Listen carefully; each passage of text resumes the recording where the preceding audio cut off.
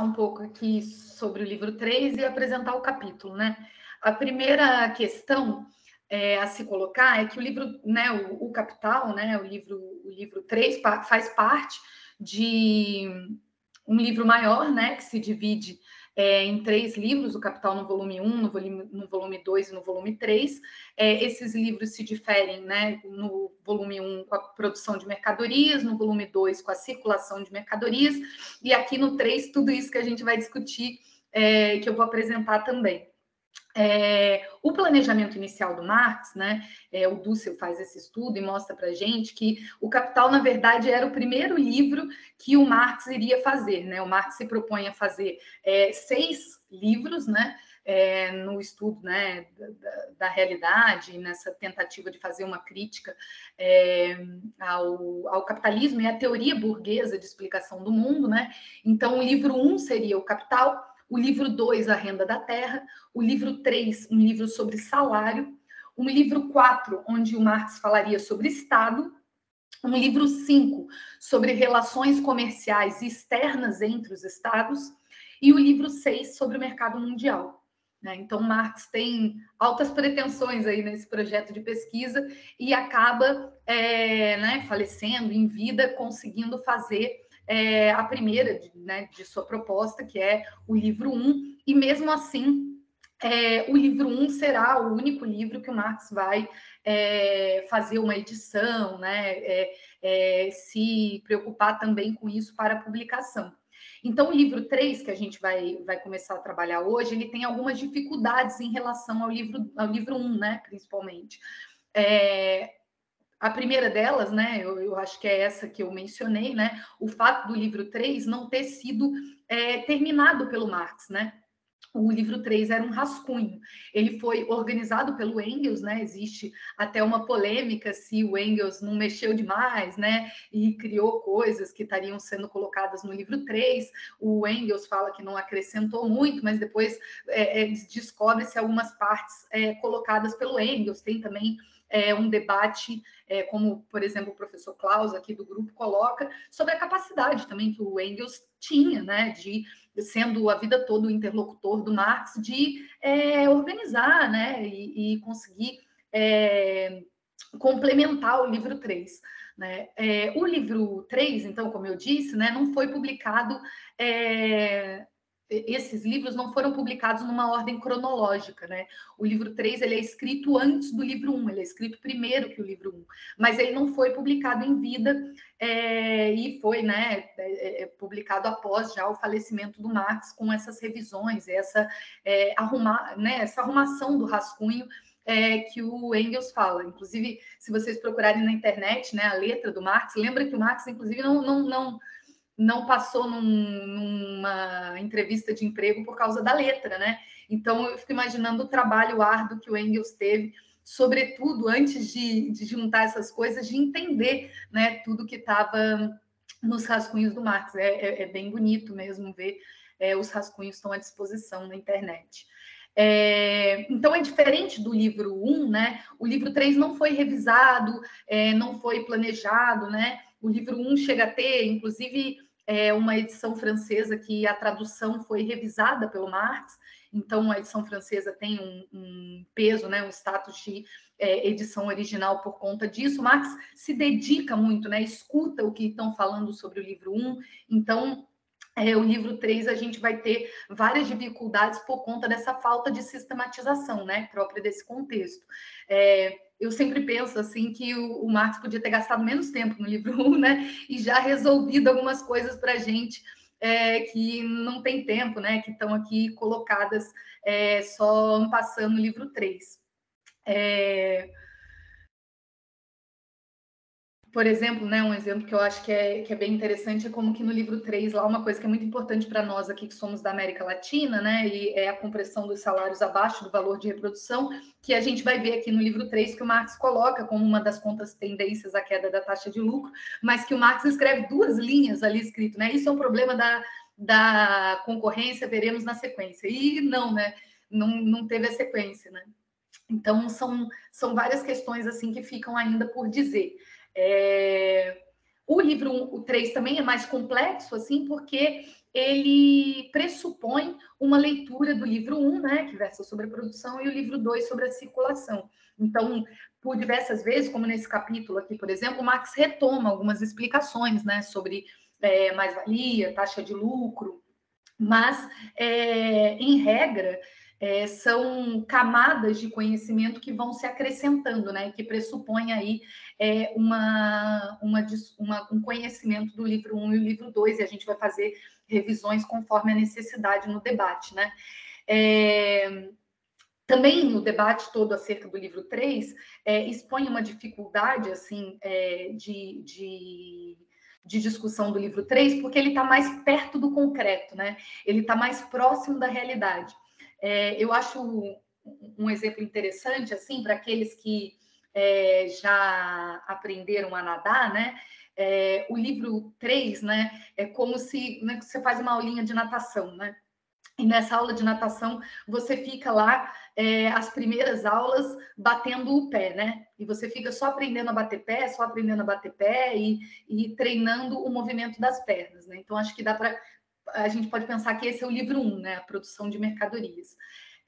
O livro 2, né? Na segunda aula de natação, no segundo período da aula de natação, você vai fazer todo um esforço para aprender a bater a mão, né? E você vai estar ali tentando aprender a bater a mão e se mover dentro da piscina batendo a mão. E a dificuldade do livro 3 é que o livro 3 é nadar, né? O livro 3 é bater o pé junto com a mão e respirar, né? Ele está mais próximo da realidade, porque ninguém nada só com a mão e ninguém nada só com o pé, né? A gente não tem como, com interpretações separadas, né, que tem uma função didática, né, de separar a produção e a circulação, em que pese o Marx diversas vezes, né,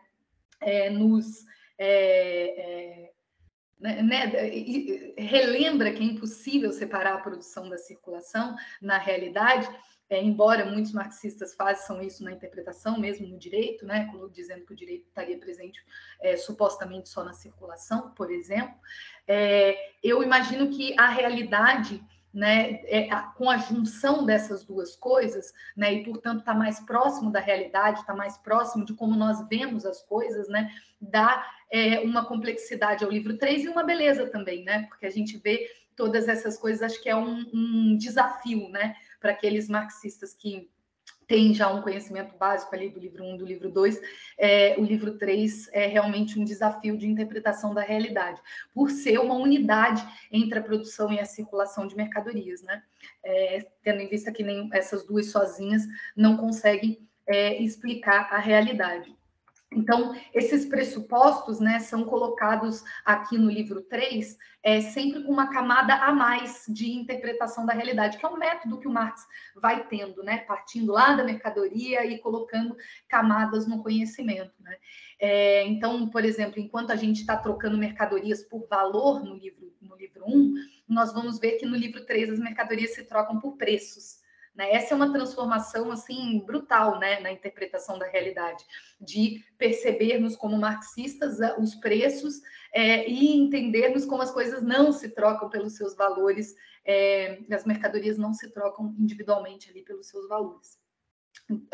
Outro exemplo, né, como por exemplo o trabalho individual e depois o trabalho coletivo, Marx faz isso diversas vezes, né, a reprodução simples e depois a reprodução ampliada, como ele coloca no livro 2, né, que a gente acabou de ler agora, né, 2 semanas atrás acabou o livro 2,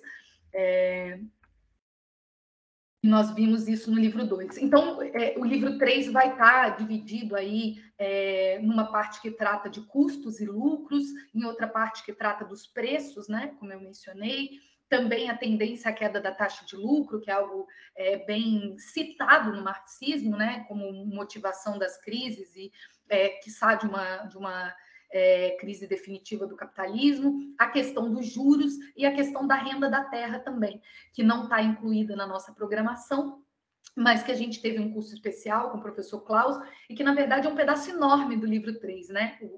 O pedaço final todo do livro 3 ali, que a gente tem feito trabalhos separados.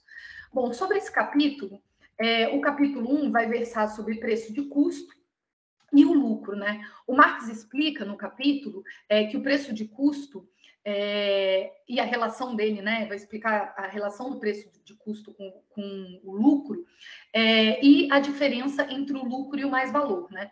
Então, para o Marx, ele vai explicar ali que as mercadorias são isso, né? A mercadoria é o capital constante, o capital variável e a mais-valia. E ele vai explicar que o preço de custo seria o capital constante efetivamente gasto e o capital variável, né? O Marx vai fazer o uso de os termos que já estão ali no livro 2, né? Que é a relação de capital circulante e capital fixo, né? Que é diferente de capital variável e capital constante. O preço de custo, portanto, né, que o capitalista tem é o que ele coloca na produção, né? Aquele capital constante, não todo o capital constante adiantado, mas o capital constante que ele gastou efetivamente em determinada mercadoria, mas as matérias-primas, né, que são parte também do capital constante, e o salário dos trabalhadores naquele processo produtivo. Então, não é um custo adiantado, mas é o que o capital gastou naquele processo produtivo, a configuração do preço de custo. Então, por exemplo, né, se a gente pensar aqui nessa xícara, né, o preço de custo dessa xícara seria a matéria-prima gasta para fazer, né, a gente não vai falar também de uma mercadoria, né? Então, a matéria-prima gasta para fazer essas xícaras que saíram desse processo de produção, o custo do capital variável, né, do pagamento dos trabalhadores para esse processo de produção dessa quantidade de xícaras e o desgaste das máquinas necessário para fazer essa determinada quantidade de xícaras, né? Isso seria o custo de produção. E o Marx vai dizer várias vezes, né, ao longo do capítulo, que o preço de custo não deve, que a mais-valia, né, o preço de custo não tem a mais-valia, né? A mais-valia está separada do preço de custo. Então, o preço de custo é, de fato, o que aquele empregador, né, eu falo empregador porque eu estou lá no direito do trabalho, né? O que aquele capitalista gastou para fazer aquelas mercadorias. Eu acho que isso já nos remete, assim, ao que no livro 1 será explicado como a produção de valor mesmo, né, de mais valor, que não tem participação do capital constante, mas só do trabalho. O Marx vai dar vários exemplos, né, de que a mais-valia não estaria dentro do preço de custo. O capitalista, então, vai fazer essa conta, né, com capital fixo e capital circulante, que é isso que eu falei que o livro 2 coloca e que aqui ele já vai pressupor o nosso conhecimento, né? O capital fixo é o capital constante na maquinaria, e nos edifícios, né, nas coisas que são estáveis na produção, que vão se desgastando ao longo do tempo. E o capital circulante tem um pedaço do capital constante, que é as matérias-primas, e o capital variável, e o trabalho. Então, é isso, né? Capital fixo e capital circulante. O que o Marx fala é que esse cálculo que o capitalista vai fazer é sempre um pedaço do capital fixo que foi desgastado, mais o capital circulante. Né? É esse o cálculo. Lá no livro 2, inclusive, a gente vai ver como é que ele faz sempre junta um dinheiro ali, um fundo de reserva para repor o capital fixo que ele gastou, né? Que é, por exemplo, o desgaste das máquinas, por exemplo, o que ele gastou ali, aquele capital inicial grande, né? Colocado para comprar, por exemplo, um galpão, né?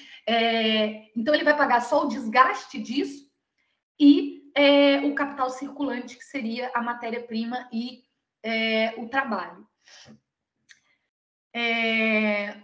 O Marx fala que essa compra, né, de capital circulante, que gera lucro ao final do processo, esconde a mais-valia. Eu acho que esse é um dos grandes argumentos desse capítulo, né? O Marx está mostrando uma coisa que...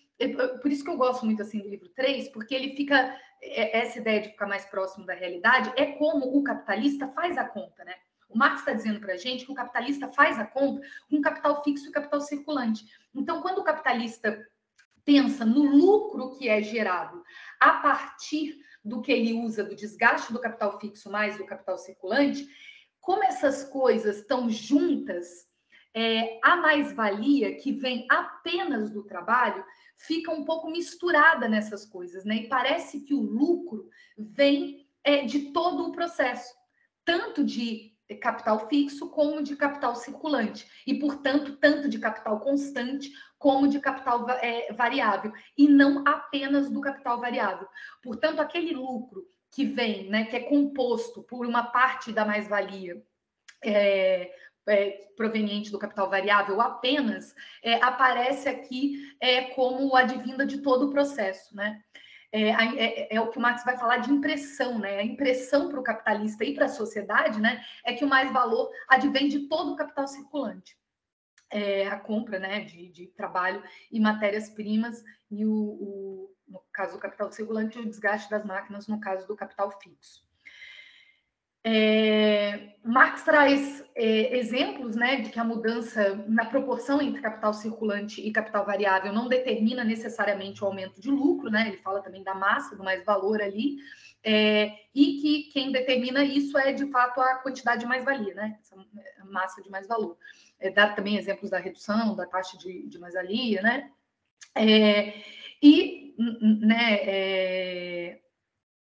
Lembrando, assim, né, que o lucro, né, para a gente que viu isso antes também, já é um pressuposto, enquanto a mais-valia, a taxa de mais-valia é a mais-valia sobre o capital variável, a taxa de lucro vai ser a mais-valia sobre o total, né, sobre o capital constante e o capital variável, sobre tudo que é colocado na produção. É assim que se calcula a taxa de lucro, né?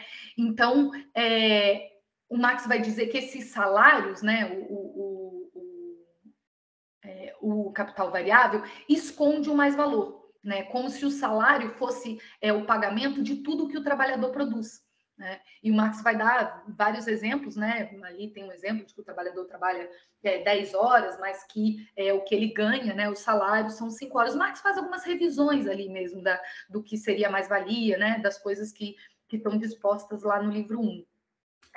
O Marx vai passar para o lucro, então, nessa perspectiva que eu falei, assim como ele critica essa aparência, né? Também é uma coisa que vai estar presente nos 3 livros, né?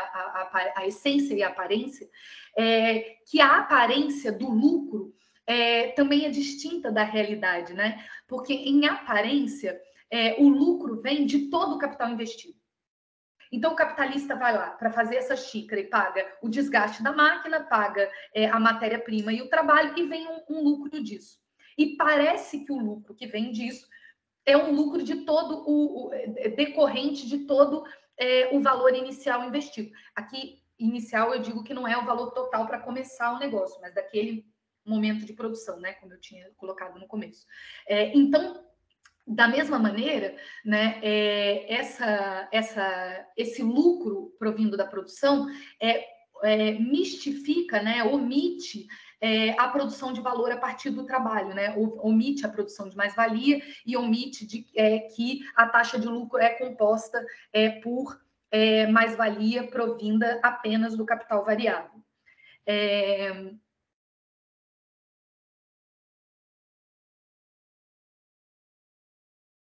Ao final, após vários exemplos numéricos, né, o Marx vai concluindo o capítulo e dá exemplos de que se as mercadorias, por exemplo, forem vendidas pelos seus valores, né, se elas estiverem exatamente vendidas pelos seus valores, que acho que é algo que não acontece na realidade. Eu acho que esse capítulo, inclusive, né, na experiência que a gente teve passado no livro 3, eu me lembro que esse capítulo gerou uma série de dúvidas, porque o Marx adianta um pouco da teoria de preços, né? Porque aqui ele pressupõe que existe uma possibilidade das mercadorias não serem vendidas pelos seus valores, mas a gente ainda não chegou na explicação delas pelos preços, né? Onde a gente vai ter uma distribuição de mais-valia entre vários capitais, uma taxa média de lucro, né? Coisas que a gente vai falar no futuro. Então, aqui o Marx fala que se as mercadorias eventualmente, né, como não é a exceção no capitalismo, forem vendidas pelo seu valor, somente nesse caso o lucro vai coincidir com a mais-valia, né? Porque o lucro por uma taxa média de lucro é a sua mais-valia mais a mais-valia de outros capitais ou a sua mais-valia que é perdida para outros capitais, porque vai ter uma distribuição aí de mais-valia quando a gente vê os preços, né? Então, apenas nessa possibilidade, a mais-valia corresponde ao lucro. Então, já é uma coisa diferente do livro 1, né? Onde a gente tem todas as mercadorias sendo vendidas pelos seus valores. O Marx vai dizer, né, que quanto maior é a mais-valia extraída da produção, né, portanto, a diferença desse preço de custo do total produzido, né, preço de custo é o que efetivamente eu gastei com aquela mercadoria e o total produzido é o preço de custo mais a mais-valia, né, aquilo que eu vou privadamente me apropriar enquanto capitalista. Quanto maior é essa mais-valia extraída da produção, mais margem esse capitalista vai ter né, mais margem de negociação ele vai ter para vender o seu produto abaixo do valor e fazer outros preços. Então, aqui, né, por exemplo, eu tenho um custo e eu tenho 10 de mais-valia. Eu posso vender por 10, eu posso vender por 8, eu posso vender por 6, eu posso vender por 7, eu posso vender por 5, eu posso vender, né? Eu tenho toda a minha mais-valia como margem para fazer os preços. Né? Então, o único critério que o Marx coloca aqui, né, que é uma base em que o capitalista se organiza, é que ele não pode vender abaixo do preço de custo. Porque aí, abaixo do preço de custo, né, ele teria comido toda a sua mais-valia, ou se ele tiver muito pouca mais-valia, ou se ele tiver né, ali no limite do preço de custo, é o limite justamente porque senão ele não tem, né? Ele não vai ter um lucro porque não tem mais-valia para compor esse lucro. Lembrando que a taxa de lucro é justamente a mais-valia sobre o capital total, ou seja, capital constante, capital variável. Então, daquele processo produtivo, daquele ciclo, né, que eu estou falando, né? Porque o capitalista, quando ele começa um negócio, ele precisa ter um capital adiantado em regra maior. Mas para cada ciclo ele vai desgastando esse capital maior, comprando matéria-prima, pagando desgaste, pagando trabalho e colocando e produzindo mais valia ao final desses ciclos de produção, né? Então, aqui ele também já está dando uma entrada nessa teoria dos preços que a gente ainda não vai falar, né? Mas ele põe o pé aqui já na teoria dos preços, dizendo que tem uma mais-valia aqui que fica nessa medida, nessa margem de construção dos preços, e que o limite do capitalista seria vender no preço de custo, né? O que ele gastou realmente, né? O preço de custo é realmente o que ele gastou, o desgaste das máquinas, o que ele comprou de matéria-prima e o pagamento do trabalho. Por final, né, o Marx critica ali que a mais-valia não vem da venda, né? O Marx vai fazer a crítica a outros teóricos, que eu acho que é uma crítica muito também pertinente, assim, para nós enquanto marxistas, que somos diversamente enfrentados como se o capital comercial produzisse valor, né? Como se o capital comercial gerasse mais valor. E aqui o Marx vai dizer que não, né? Que a mais-valia ela é produzida, vai reafirmar que a mais-valia é produzida na produção, né? E que senão a gente estaria falando de uma mais-valia que é apropriada por aquele que compra o produto, né? Se ela tivesse na venda, e não por aqueles que, pelo capitalista industrial. Nós também ainda não vimos, mas também é parte do livro 3, a distribuição das mais-valias, né? Porque lá no livro 1 a gente aprende que existe produção de mais-valia na produção, né? A gente vê no livro 2 a circulação, mas aqui no livro 3 a gente vai ver como é que essas mais-valias se dividem entre vários capitais industriais, mas também entre o capital comercial, né? Que tem a responsabilidade de vender essa mercadoria e, portanto, né, continuar o processo, entre o capital bancário, entre o capital portador de juros, que também vai estar presente no nosso capítulo, entre o capital rentista, né, aquele que ganha a renda da terra fruto da propriedade fundiária. Então, tem aqui uma distribuição de mais valor que a gente vai ver ao longo do processo. Acho que é isso, gente, para tocar o debate aí. Abro a palavra, né, para quem quiser fazer perguntas, comentários, peço que vocês realmente ser muito impossível, né? A gente faz essa leitura aqui há um tempo, né? Então é muito impossível ter entendido tudo do capítulo, né? Então fiquem muito à vontade mesmo para as questões mais básicas. Eu e meus companheiros também, o Yuri, o Matheus, o professor Geraldo, que está aí também, que é um sabido sobre o tema, para a gente debater. Eu acho que tem alguém com a mão levantada ali, né? É o Aldir.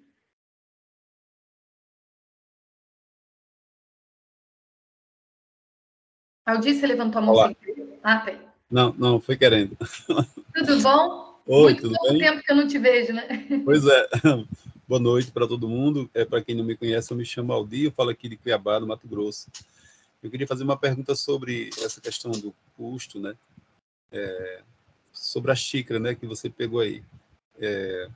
Se for a primeira xícara de um processo produtivo, o custo parece, né? Se for a primeira xícara ou a primeira remessa de xícara de um processo produtivo, o custo parece que vem do capitalista, vamos dizer assim. Agora, se você pegar uma xícara que está no processo, ou seja, depois da primeira remessa de xícaras, aí eu queria só saber de quem é o custo, por exemplo, pelo seguinte. Quando a primeira remessa de xícara é produzida e vendida, parece que ela custeia a próxima remessa, certo? E o que herda do capitalista como custo parece ser só o desgaste da máquina. Aí eu queria perguntar se isso faz sentido. Quero dizer que, tirando o desgaste da máquina, que é da originário, do primeiro gasto, do primeiro custo do capitalista, a partir da segunda remessa, parece que para o capitalista é custo zero, porque as próprias xícaras custeiam as próximas xícaras. E para ele é custo zero, se for verdade, exceto ao repasse do desgaste da máquina. Se for verdade, eu queria perguntar de quem é esse custo. O custo é nosso, o custo é do trabalhador, ou seja, quem é que assume isso? Porque eu sei, não sei se é verdade isso, tá? Eu estou perguntando porque isso me ocorreu agora.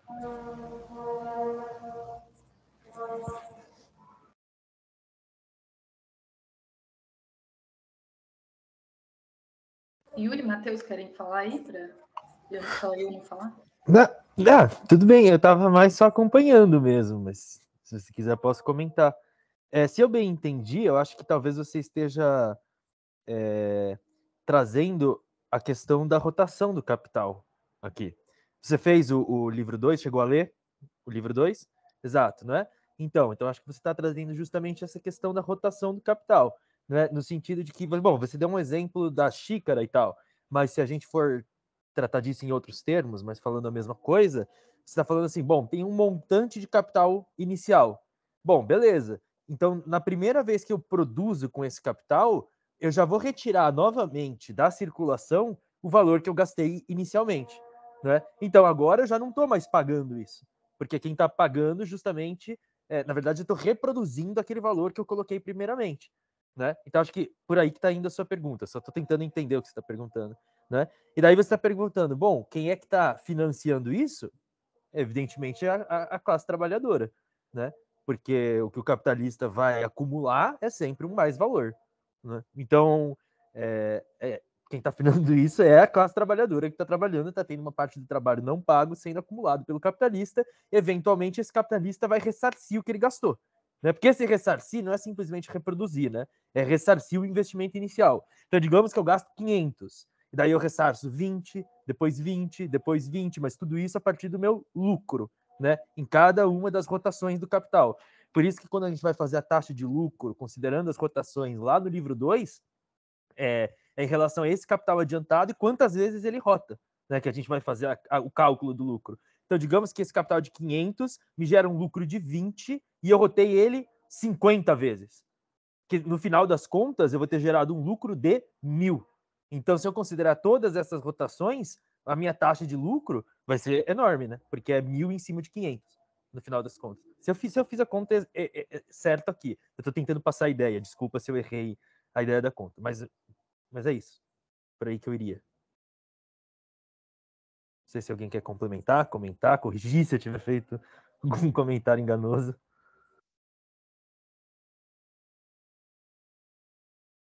Sabe por quê? Porque eu perguntei pelo seguinte, que parece que a contabilidade feita pelas empresas não é assim, né? Assim, ou seja, quando ele pega o salário como se ele estivesse gastando matéria-prima todo mês, ou e estivesse gastando com salário todo mês. No final das contas, aí ele faz uma conta que parece falsa, é enganosa, no certo sentido. É enganosa, mas é oficial, é reconhecida. Quando você vai para o Estado, não sei o que, você é reconhecido, mas na prática ele só teve o primeiro gasto, assim, né? E parece um elemento muito importante do ponto de vista de conflito entre a classe trabalhadora e a classe capitalista. Parece um elemento muito importante desse ponto de vista, né? Assim, é isso. Mas eu acho, o dica que você coloca também é sobre assim a legitimidade da propriedade privada, né? Porque a propriedade privada aparece enquanto aquela propriedade que é eternamente, que é fruto do trabalho do capitalista, e na verdade ela é a mais-valia acumulada desde sempre, né? Porque mesmo no seu início, na primeira propriedade, ela é a expropriação das terras dos camponeses e a escravização de pessoas na América Latina, com tráfico, né? O sequestro de pessoas, o tráfico triangular. Então ela não tem, nem na primeira vez que ela existiu, ela foi legítima, né? E ela é só mais-valia acumulada repassada. Mas eu acho que no cálculo do custo de produção funciona dessa maneira como o Marx está falando. Aqui o que ele fala que tem uma falsidade é como a gente esconde a mais-valia e esconde o trabalho, né, que produz mais-valia dentro desse processo total de compra de várias outras coisas além do trabalho, né? Mas o que eu acho que ele coloca assim aqui, né, me perdi aqui, você está falando, eu estou falando da própria. Nossa, estou muito cansada hoje, gente, que eu dei 5 horas de aula e depois eu vim para cá, porque eu vi que eu me perdi, mas eu ia falar uma coisa. Era da legitimidade do capital. Acho que você estava falando da questão da Lembrei. contabilidade, né? Da Lembrei. contabilidade. Não, é porque assim, eu acho que o custo faz certinho esse cálculo, porque o capitalista, quando ele tem esse capital, mesmo que seja proveniente de outras mais-valias, ele tem opções para fazer com isso. Ele pode, por exemplo, ter um gasto improdutivo, comprando um navio, um iate para ele, comprando joias. Ele pode, por exemplo, comprar uma propriedade privada, uma terra, e colocar para ganhar a renda da terra. Ele pode emprestar no mercado financeiro e ganhar juros, né, sobre isso, né, sobre esse dinheiro. Então ele tem opções para fazer com aquela mais-valia. Quando ele escolhe o capital produtivo, ele tem de fato um custo, né? Ele gasta determinado dinheiro. Tanto que até a gente vê, agora eu não me lembro, eu acho que é no livro 2 também, que o cálculo do aluguel do prédio, mesmo quando, acho que é no livro 2, né? O cálculo do aluguel do prédio, mesmo quando o prédio é do capitalista, ele coloca o aluguel no custo para saber quanto que aquilo custaria. Porque afinal ele poderia estar alugando para alguém ganhando renda. E ele escolhe usar aquele prédio. Então o custo da produção dele está incluído o aluguel dele para ele mesmo. Então, mesmo que o mais valor seja mais valores acumulados, quando eu vou fazer o cálculo do custo, eu tenho opções para gastar esse capital, né? E eu escolho o capital produtivo, portanto, estou gastando num ciclo de produção de mercadorias e vou ter que repor esse ciclo e ter mais valor sobre isso, né? Porque eu posso também estar ganhando mais valor usando o meu capital de outras maneiras, além do capital industrial, né? Que é o que a gente está falando aqui. Então, por isso que eu acho que o cálculo funciona desse jeito. Na verdade, eu acho que é exatamente assim que o capitalista vê o cálculo, né? Né, que o empregador vê quanto que ele ganha quanto que ele gasta de salário, quanto que ele gastou de matéria-prima naquilo, qual foi o desgaste da máquina dele. Disso ele tem lucro e o lucro vindo do trabalho fica escondido, né? Às vezes parece até que o lucro vem da máquina, né? Que o lucro vem do aumento tecnológico, muitas vezes, né? Então, são revisões do livro 1, né, nesse ponto de desgaste da máquina que aparecem bastante aqui. Gabi, só queria. Isso que a Gabi colocou é muito preciso, assim, essa questão da propriedade privada. No livro 1, se não me engano, é capítulo 21, 22, é na seção 7. O Marx vai discutir justamente isso. Como o processo de reprodução capitalista, na prática, abole a propriedade privada fundada no próprio trabalho, porque transforma a propriedade privada na acumulação do trabalho alheio. Então, isso que a Gabi lembrou é perfeito nesse sentido. E essa questão também que ela colocou sobre a contabilidade capitalista, aliás, é isso que o Marx está fazendo aqui no começo do livro 3, né? Mostrando como a contabilidade capitalista falsifica o processo real que ocorre por debaixo dela. porque a contabilidade capitalista está olhando apenas para o capital como sujeito do processo. Então é um grau mais desenvolvido, digamos assim, disso que o Marx já está mostrando nesse capítulo 1, que é a questão do lucro como uma forma mistificada do mais-valor, que vai chegar até mesmo nesse tipo de conta que você trouxe para a gente. Esse aspecto da coisa é bem interessante, que foi colocado tanto pelo Yuri quanto pela Gabi, viu? É uma excelente pergunta, viu, Odi? Porque ela levanta a seguinte reflexão, que aparece tanto do ponto de vista da contabilidade capitalista quanto do ponto de vista da teoria econômica convencional, né? É a concepção de que as remunerações correspondem às produtividades dos fatores de produção. Não só o trabalho, mas o capital também tem a sua produtividade. Ou seja, não só o trabalho que tende a engendrar valor e, portanto, riqueza, mas também o capital. Por isso que, tanto do ponto de vista da contabilidade capitalista, aliás, a teoria econômica convencional acaba tentando aprender justamente esse aspecto, que aparece do ponto de vista da contabilidade capitalista, em que o trabalho aparece de maneira indiferenciada em relação ao capital, como se todos tivessem a sua contribuição respectiva ao processo de produção.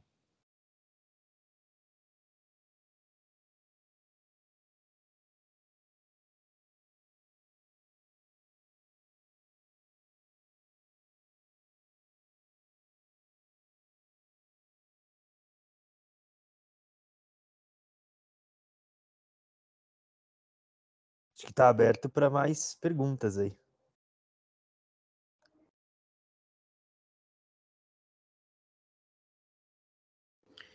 Oi, pessoal, eu vou ler a minha pergunta que eu coloquei no chat. Qual seria a diferença da mais-valia relativa e absoluta? Porque ela, né, a Gabriela, né? O Carol, esqueci o nome. Falou em mais-valia, né? Várias vezes. Ela estava se referindo a qual delas, né?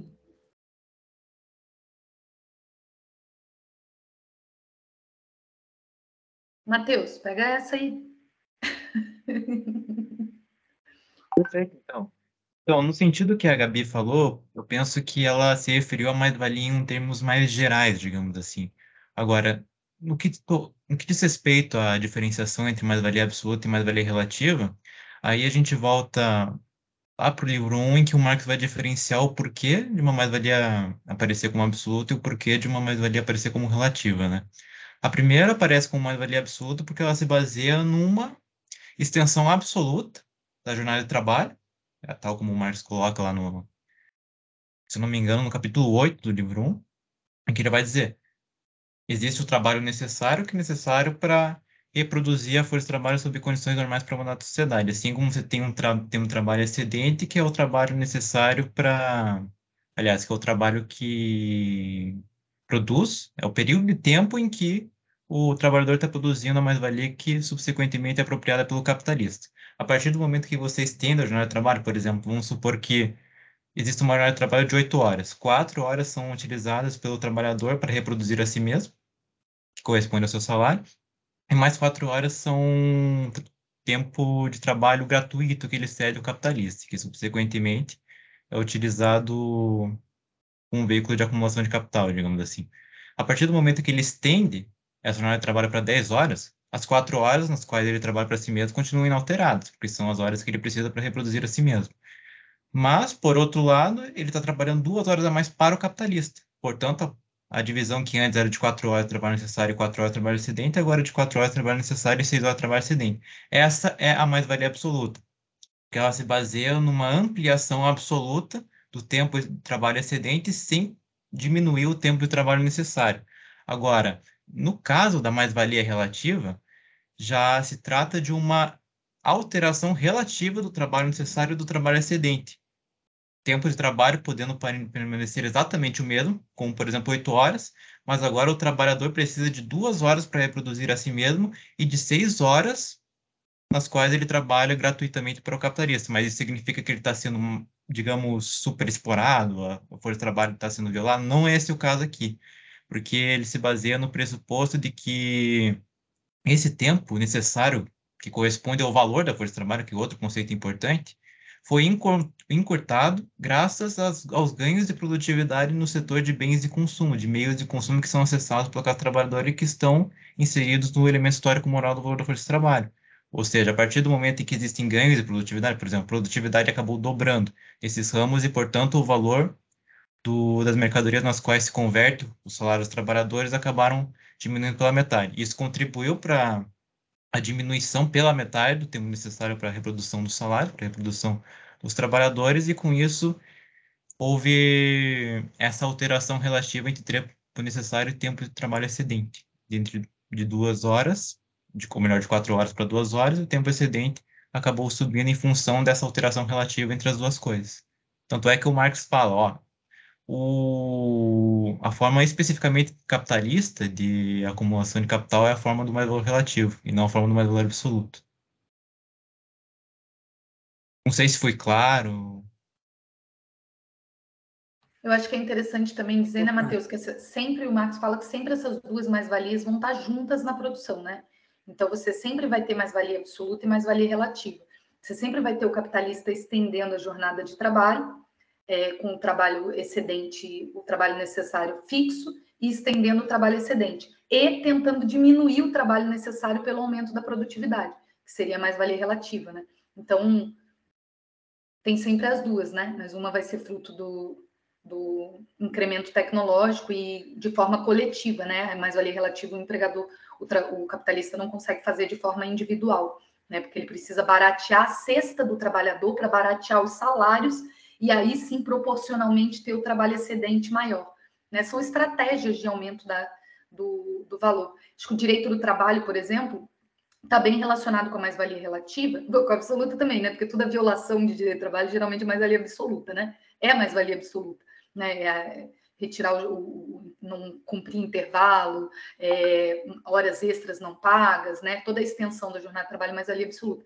Mas com a regulação do trabalho e a impossibilidade ou a diminuição da possibilidade de simplesmente estender a jornada, né, com mais-valia absoluta, o capitalista passa a ter como alternativa também a mais-valia relativa, né? Aumentar o incremento tecnológico, aumentar a produtividade para conseguir aumentar o excedente proporcionalmente diminuindo o trabalho necessário, né?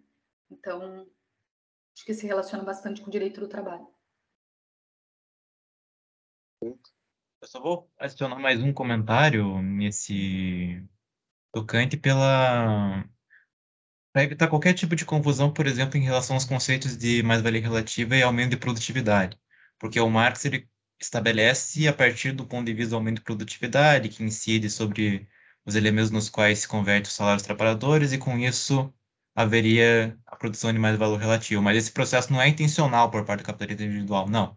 Eu vou aumentar a produtividade para baratear esse consumo dos trabalhadores. Nada disso. Ele está barateando as suas próprias mercadorias para ganhar na concorrência um mais valor extraordinário. Ele rebaixa o valor individual de sua mercadoria para conseguir se apropriar de um mais valor extraordinário para com os seus concorrentes, em detrimento dos seus concorrentes. E com a generalização das inovações por via do incremento tecnológico, há uma tendência dessa diferença entre valor individual e valor social desaparecer. E com isso há uma generalização dessa redução de valor por via do incremento tecnológico e se gera, assim, um mais valor relativo. Essa é a diferença fundamental entre uma coisa e outra.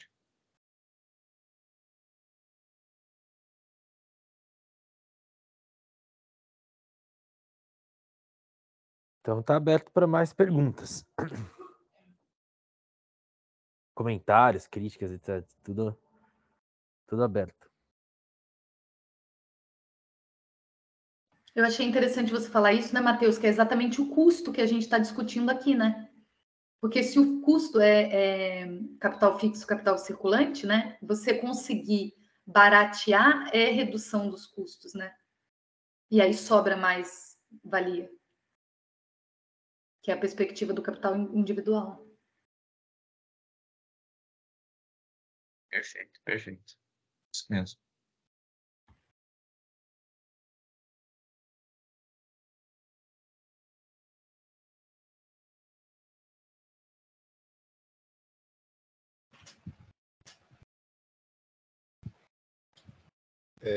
Já que não tem ninguém inscrito, pelo que eu estou vendo, eu vou seguir perguntando, né? A mais-valia, assim, a mais-valia não é uma coisa da consciência do capitalista, assim, ele não consegue definir isso, né? Ele é, digamos, ele não é ele que decide, assim, ele pratica meio sem saber, assim. Eu acho que até onde eu entendi, tem um regulador que não é ele, assim. E aí ele pode se ferrar também, né? Assim, no sentido que ele pode quebrar, né? Assim, pode ir para o espaço e tal. Então, assim, no final, quem regula mesmo, assim, é a concorrência, né? Pelo que eu entendi, a concorrência vai decidir o rumo dessa história aí. E, inclusive, o cara pode não ter acesso à mais-valia durante muito tempo, ou seja, ele pode sair perdendo, assim, né? E, portanto, eu acho que em algum momento é consciente isso, ou seja, em algum momento algum capitalista está sabendo que o negócio está para ele sobrando mais-valia. Estava uma pergunta meio vaga, assim, mas é só porque não tinha ninguém inscrito. Se alguém tivesse inscrito, eu teria poupado vocês dessa pergunta boba. Não tem isso não, Aldi, pode perguntar. Bom, já que eu tô aqui. Inclusive, gente, eu tô nessa posição aqui porque eu tô com uma dor gigantesca nas costas e eu tô tentando procurar um jeito bom de ficar, tá? Mas eu acho que o capitalista, ele não tem a consciência, e a gente vai ver isso ao longo do livro, né? Porque o livro justamente está pegando esse ponto de vista do capital. Ele não vai ter a consciência da mais-valia, digamos assim, né? Esse conceito teórico. Mas eu acho que qualquer capitalista tem a consciência de que quanto mais ele extrair de graça daqueles que trabalham para ele, melhor. Quanto mais ele conseguir comprar as mercadorias do outro capitalista pelo menor preço possível, melhor, né? Então, nesse sentido, ele tem a consciência de que, imagino que qualquer capitalista tenha consciência de que o lucro dele, de alguma maneira, depende do quanto ele consegue extrair dos seus trabalhadores, e ele vai fazer isso, né? Ele vai fazer com que o trabalhador trabalhe o tempo inteiro da jornada de trabalho, né? Fique o máximo possível, resolva isso, resolva aquilo, várias tarefas e etc. tal.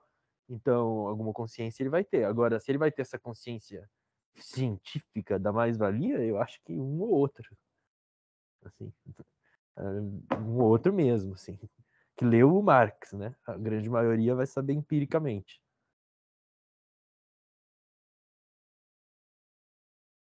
O Geraldo tá provocando aí, fazendo o advogado do diabo no chat. Que o capitalista responderia para as críticas que a gente faz, dirige a ele. Mas não é verdade isso aí?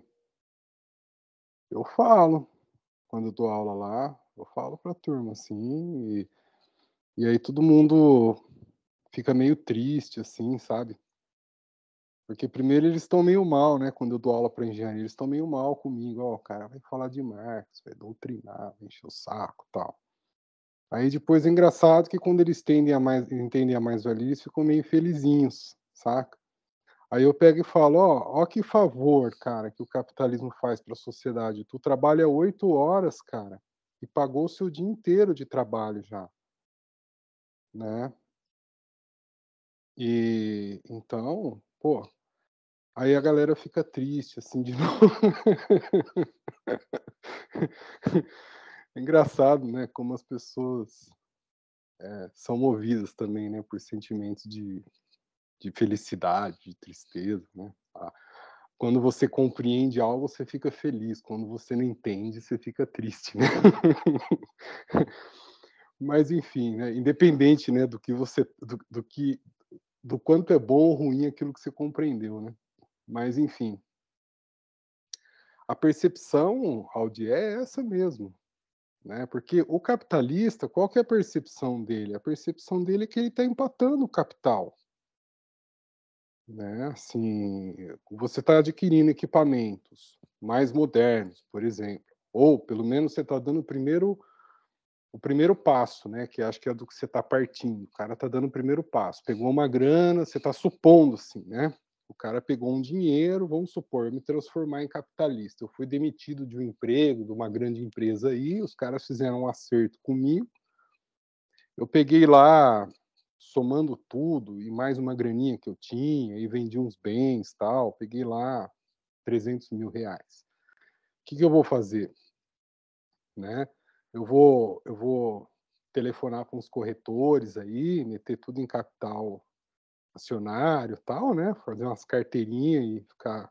Mas será que dá? Às vezes não dá, né? Então, bom, vou comprar uma empresa e vou montar um negócio, né? Então, essa é a perspectiva do cara. Ele tem uma grana, ele precisa fazer dinheiro em cima disso, né? Sendo capitalista ou sendo ele era trabalhador, né? Ele precisaria reproduzir a força de trabalho dele vendendo. Eu estou partindo de um exemplo bem específico aqui, delimitado, para ficar bem provocativo mesmo, como você está pensando aí, né? Claro que depois que o cara ficou bilhardário, a história é outra, mas vamos pegar assim, bem simplesinho, que nem você colocou. O cara fala, meu, o que eu vou fazer com esses 300 mil para não abaixar para 290, 280, 250, 200, né? E perder minha qualidade de vida. Mas com 300 mil eu tenho que repor os 300 mil e viver. Então eu tenho que pagar também o meu salário, né? Eu ganhava aí um salário, vamos dizer, de, sei lá, de 10 mil reais por mês, dava para eu manter um filho meu na escola, pagar o condomínio. Então, como é que eu faço que 300 mil me renda pelo menos aí uns 10 mil, mais um dinheirinho para pôr na poupança, tal, né? A historinha tem que dar certo, né? O cara sair da classe trabalhadora, vendedor de trabalho como mercadoria, e se tornar capitalista. Então, obviamente, no primeiro passo que ele der, esse montante de dinheiro que ele recolhe da circulação, vendendo as mercadorias, tem que bancar uma parte do investimento em capital fixo, né? Porque também, né, se acredita que talvez ele não consiga comprar tudo, né? Mas se ele conseguir comprar tudo, certamente tem um desgaste ali, quer dizer, esse dinheiro ele vai colocar num fundo, que nem o Yuri falou, né? Para poder repor essa maquinaria ao longo do tempo, comprar uma maquinaria mais avançada, tal. Mas querendo ou não, ele vai repor o dinheiro que ele investiu também, e mais a mais-valia que vai entrar, né? Então essa é a questão, não é que ele vai ser tudo de graça, ele gastou 300 mil. Esses 300 mil vão ser convertidos em mercadoria, né? Trabalho, matérias-primas, e essa parte vai ser transposta para as mercadorias, igualmente, assim, ó, né? Vai estar no preço das xicrinhas lá. Então ele vai recuperar, em tese, esses 300 mil. Se ele recuperar esses 300 mil, ele passa fome, né? O que ele fez? Ele arriscou 300 mil. Né? Ele fez um trabalho de doação aí para a sociedade, né? Então ele tem que recuperar uma parte. Eu estou falando da mentalidade dele, né? Ele tem que recuperar uma parte que não só reponha os 300 mil, mas garanta os riscos, garanta o pagamento do trabalho dele e tudo mais. E entre isso que ele pode considerar um risco ou digamos, o sucesso do negócio, entendido esse sucesso como um crescimento, uma porção a mais que ele vai reinvestir. Então, suponha que ele recupere aí 350 mil. 10 mil ele vive, teve uma perda lá de, sei lá, 5 mil, matéria-prima que estragou, alguma coisa do tipo, e os outros 35 mil, né? Ele vai agora investir 335 mil, certo? Mantida a mesma taxa de mais-valia, que eu não sei quanto é, esse 335 mil vai render mais do que 350, né? E assim vai, né? A gente supondo que ele não vai gastar tudo. Mas, obviamente, tem uma série, que nem o Yuri falou, né? Uma série de capitais, quando a gente vê a coisa na realidade, né? Não um exemplo hipotético desse, né? No final das contas, o que acontece? É muito difícil, às vezes, não é impossível, né? Mas é difícil você entrar numa jogada com 300 mil, né? Porque o preço de custo, né, que nem a Gabriela está expondo aí, né, de capital constante e tal, isso tem muito a ver com escala também. Né? A quantidade de matérias-primas, de máquinas que você pode comprar e de pessoas que você pode empregar, né? Então, para você entrar num determinado ramo de negócio, às vezes você precisa de um investimento alto, porque senão o seu preço de custo ficando alto, a tua margem é muito pequena, então, portanto, o risco é muito alto. E aí, o que você faz? Você procura o banco e você financia, por exemplo, o valor das máquinas, né? Às vezes o próprio vendedor, né, de um moinho, te oferece lá uma linha de crédito com bancos, porque são máquinas de amortização muito longa, esse tipo de coisa, né? Bens de capital. Então, assim, geralmente aí você vai daquilo que você recolhe, você vai pagar os juros desse investimento que você fez. Ou às vezes não no primeiro, mas no segundo, terceiro passo ali na frente, você vai alavancar o negócio, ou seja, para além desse mais valor que você recolheu, você vai lá e faz um empréstimo para poder alavancar justamente para você ter escala. E aí vai, né? E tudo isso vai incorrer na concorrência, o que vale, né, como a Gabriela está colocando no final das contas, é o preço de custo e uma taxa que ele vai depois discutir mais adiante, que é a taxa média, né, de lucro. Que aí tem a distribuição com capital comercial e tudo mais. Quem tiver abaixo dessa linha, aí vai para o beleléu mesmo, com certeza. Porque senão seria impossível falir, né? Falar, não, beleza, a partir de 300 mil eu entro na jogada, né? Mas não, né? Porque quem consegue também produzir com esse nível de produtividade, com esses preços de custos baixos, né? Tem uma série de condições, tanto de mercado, né? Preços mesmo, né? Quanto de escala, né? De aquisição desses produtos, tal, o ciclo de rotação, quer dizer, você está lá pagando, paguei à vista minha máquina, que legal. O outro financiou, só que a escala dele é bem maior. Ele vai conseguir trocar o equipamento muito mais rápido que você, vai ter uma taxa muito maior, ainda vai ajudar o banco. E você lá, né, com a sua máquina velha, que você comprou à vista. Oh, parabéns. Então, assim, é muita coisa envolvida, né? É muita coisa envolvida, assim. Por isso que tem determinados capitais. E a gente olhando de cima, o que acontece é que de fato, o capitalismo é um sistema em que os capitais tendem a se concentrar, né? Essa é a questão. As grandes empresas são as que tendem a ir controlando o processo de acumulação. Ainda que as pequenas, né, venham vindo, ficando nas margens, mas sempre com, digamos, uma instabilidade muito maior, né? Quanto menor o negócio, via de regra, né, a taxa de mortalidade das empresas pequenas, a gente sabe, é sempre maior, né? E justamente porque tem todos esses imponderáveis, né?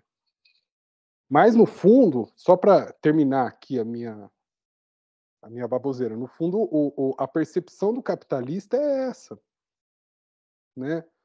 Pô, não fosse por isso que os caras estão o tempo todo falando, né? Ó, o tanto de imposto que eu pago para a força de trabalho, porque de fato a contabilidade dele é essa. Ele fala, cara, se eu pago 3 mil para o cara, ele está recebendo 3 mil lá limpo, mas eu, além desses 3 mil, eu estou tendo que pagar isso, isso, aquilo para o Estado tal. Pô, dependendo do preço do salário, a coisa chega a 30%. Então ele fica puto da vida, né? Porque ele fala, cara, é uma grana que ou o cara poderia ganhar mais, ou eu poderia estar reinvestindo para gerar mais emprego, inclusive, né? Então o trabalho está caro, mas não é o trabalhador, que ele vê que o cara é um miserável. Não, é o custo Brasil, né? São os impostos, né? Porque na verdade ele está vendo que ele está fazendo, ele está fazendo um grande esforço, né? E aí não sei se o Matheus social, você está entendendo? Ele precisa empregar as pessoas precisam agradecer que ele está gerando emprego, porque o risco todo é dele, né? para reproduzir todo aquele processo de geração de empregos, pagar os impostos do Estado e tirar o dinheiro dele. Mas você vai crescer, vai reinvestir. Sim, eu vou crescer para gerar mais empregos, né? Para fazer mais dívida com o banco, para pagar tudo isso. Mas você vai melhorar de vida. Sim, eu vou melhorar de vida, mas eu também vou gerar. Então, a perspectiva dele é essa. Agora, que nem, Matheus, uma confusão que eu acho que você estava falando, né, da economia, né? É quando a economia mede o produto bruto, né? Existe uma fórmula de calcular isso, que o produto bruto vai crescendo, né? No final das contas, né, você fala, pô, no começo do ano, a quantidade de máquinas que a gente tinha para produzir cadeiras, sei lá, casacos, e era uma. Agora, no final do ano, em dezembro, aumentou, né? Quer dizer, então a sociedade, no fim, né, entre mortos e feridos lá, ela aumentou a riqueza social, né? Então, essa riqueza social, no fundo, vem desse jogo, né? E como é que a gente vê isso, né? Porque é o aumento do quê, então? Da produtividade do trabalho, né? Mas é visto dessa forma? Como que é, né? O que aumentou? O valor, os valores de uso, isso é uma coisa legal, né? Da gente conversar também, né? O PIB de um país cresceu, né? Que legal, né? A gente produziu mais.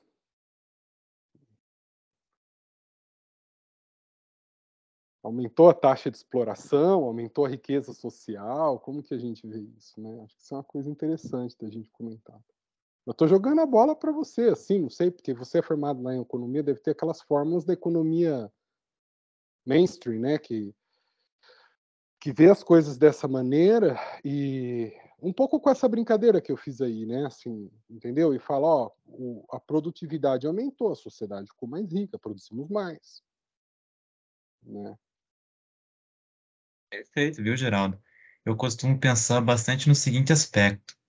Até fazendo contraposição com uma certa tradição que tenta interpretar a questão do processo de reprodução no Marx empiricamente, né, no crescimento da economia.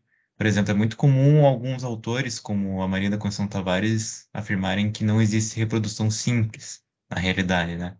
Que a reprodução simples seria somente um expediente teórico, porque na realidade, o que aconteceria na reprodução simples? A acumulação, na realidade, não há acumulação nesse arranjo de reprodução, né? Tudo que foi, tudo que foi apropriado enquanto mais valor durante o processo de produção não foi gasto com o intuito de reproduzir ampliadamente o processo de produção subsequente. Agora, um caso, por exemplo, de crescimento muito próximo de zero, por exemplo, é um claro cenário, na minha avaliação, pelo menos, de reprodução simples, porque é um cenário no qual o capital não se encontra num processo incisivo de expansão ao longo dos demais ciclos subsequentes de produção, digamos assim. Então, agora, a partir do momento em que a economia nacional passa a apresentar taxas elevadas de crescimento, aí já há, na minha avaliação, um ciclo mais pujante de produção ampliada do capital, né? Porque o capital que vem sendo aliás, o mais valor que vem sendo apropriado durante o processo de produção vem sendo acumulado e reinvestido durante os ciclos subsequentes. Então, é mais ou menos aí que eu enxergo a questão do processo de crescimento, do PIB, etc. Como a gente pode interpretar esses dados do ponto de vista marxista, porque a questão da produtividade. Muitas vezes a economia, por exemplo, ela pode apresentar taxas pujantes de crescimento, mas sem que isso implique necessariamente aumento de produtividade. E a gente casa também com os próprios conceitos, né, tal como alinhados na estrutura, no arcabouço teórico do Marx, né, como a produtividade aumentada ela não cria mais valor em um determinado período de tempo, né, porque você, na realidade você está repartindo se você produz 100 mercadorias, cada qual com um valor de 1, e subsequentemente você consegue ampliar a produtividade do trabalho para conseguir produzir 200 mercadorias, mas agora cada uma vale 0,5, porque você reduziu pela metade o tempo de trabalho para se produzir cada unidade desse tipo de mercadoria. Então, na realidade, nesse estado de coisas, você está produzindo mais mercadorias, mas não mais valor. Aí a gente poderia pensar, por exemplo, na questão do trabalho complexo também, porque a partir do momento em que que é uma outra discussão, né? Porque geralmente o aumento de produtividade pode ser aprendido dessa forma. A partir do momento que você permanece pensando o trabalho como um trabalho simples, né? Não potenciado, digamos assim, você obtém esse tipo de conclusão. Mas, em geral, uma outra perspectiva, uma coisa que inclusive discuti com o Yuri esses dias, que é sobre a possibilidade, a partir do momento em que a composição orgânica do capital aumenta, que a produtividade do trabalho vai aumentando, a força de trabalho, a qualificação da força de trabalho também tende a aumentar. Então, nesse sentido, haveria uma possibilidade, na minha avaliação, de haver um crescimento de valor através da própria potenciação do valor da força de trabalho, né? Que a partir do momento que você qualifica a força de trabalho, você potencia a capacidade que esse trabalhador tem de criar valor em um determinado período de tempo. Então, são algumas linhas de interpretação que a gente pode ter, mas ainda assim, sempre com bastante cuidado, evidentemente, porque a mensuração do PIB, então tem questões bem particulares de método, etc. A gente tem uma certa cautela também, mas eu diria que são possíveis linhas de interpretação que a gente pode ter. Entendi. Só vou fazer essa tréplica aqui, porque eu que provoquei, né? Então, eu só quis entrar nessa história por conta do que o Aldir falou, que é a percepção que, no final das contas, a economia e até o senso comum vai ter do que se entende assim, do investimento, né, capitalista. No final das contas, uma parte dessa mais-valia vai ser reinvestida. E aí o negócio vai crescer. A gente talvez não.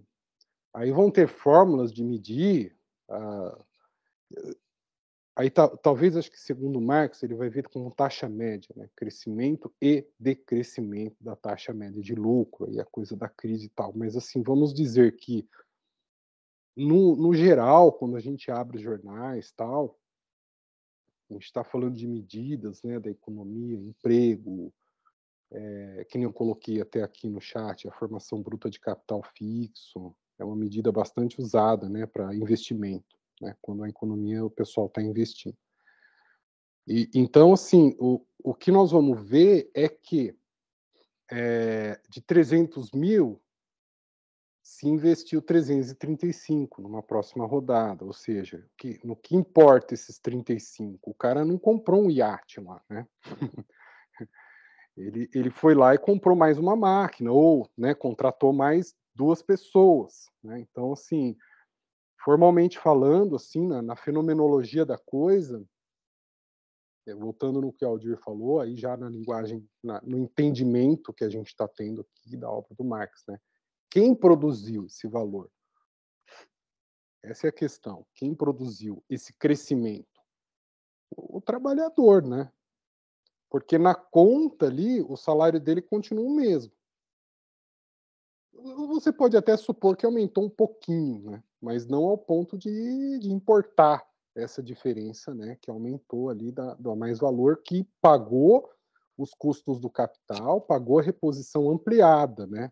Da maquinaria, etc. Então, o negócio cresceu, a empresa abriu mais uma portinha, contratou mais 2 pessoas, ou comprou mais uma máquina, ou comprou mais matéria-prima e tal, né? Quem que deu essa margem de crescimento, que daí vai sair no jornal lá, ó, abriram mais postos de trabalho, consumiram mais matérias-primas, não sei o quê. O assalariado que trabalhou ali, que gerou esse mais valor, né? Então, é um negócio capitalista, visto nessa totalidade confusa, ele cai naquele senso comum que todo mundo fala. Quem gosta muito de falar isso é quem está no mercado financeiro, né? No capital bancário. É uma alocação ótima de recursos, né? Se a gente deixasse na mão, vamos dizer, dos trabalhadores, dos caras, assim, salteado o negócio, cada um fazer do seu jeito, não iríamos ter isso, né? É porque o capital reúne todas essas forças de trabalho, né? Se concentra em produzir algo específico, desenvolve um método organizacional enfim, demanda, né, equipamentos, tecnologias para produzir isso dessa forma, e com isso ele adquire uma produtividade que permite à economia, ou seja, aos outros capitais, né, crescerem, ia contratar outros trabalhadores. Essa é a visão do senso comum. A questão é de onde vem, né, o crescimento desse valor que vai ser reinvestido na reprodução ampliada, e no trabalho. Né? Só queria pontuar esse aspecto, né, porque o Aldir acho que colocou desse modo também, né, no final das contas. Aí lá na frente, né, depois de muitas rotações, né, Yuri, de muitos ciclos, aí a gente pode dizer, pô, se eu for pegar assim, o investimento inicial, né, e aonde o negócio está agora, quase que o negócio se paga, né, se tudo for bem, né, né, quase que tudo realmente. Você pode dizer, bom, o que eu investi agora perto, né, do... E aí tem é legal, eu acho também a gente pensar, eu tô de intrometido aqui, né, não sei, eu já nem sei se eu não tô chovendo no molhado, aqui falando bobagem aqui, se tá valendo a pena essa discussão, mas eu acho que uma coisa interessante também é a gente falar dessa questão da questão da escala, né, dessa coisa do tamanho dos capitais, né? Porque, por exemplo, quando você tem um carrinho de lanche,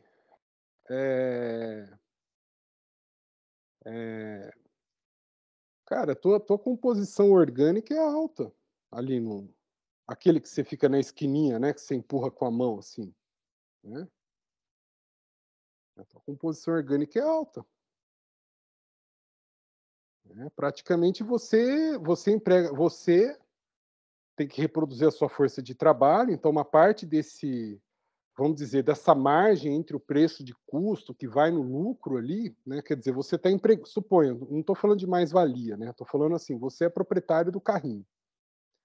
Então você compra o pão, o molho, o gás, Você põe uma margem ali, que é o pagamento, a reprodução do seu próprio trabalho, renda do trabalho, tá? Mas você não aguenta produzir e entregar e etc. Então você contrata um menininho para entregar. Cara, não vai, por mais que você esteja entregando mais e produzindo mais e tal ali, não vai dessa exploração que você faz sobre o menininho, não importa no seu negócio, ali é um custo mesmo, né? É um custo para o capitalista pagar esse salário, concorda?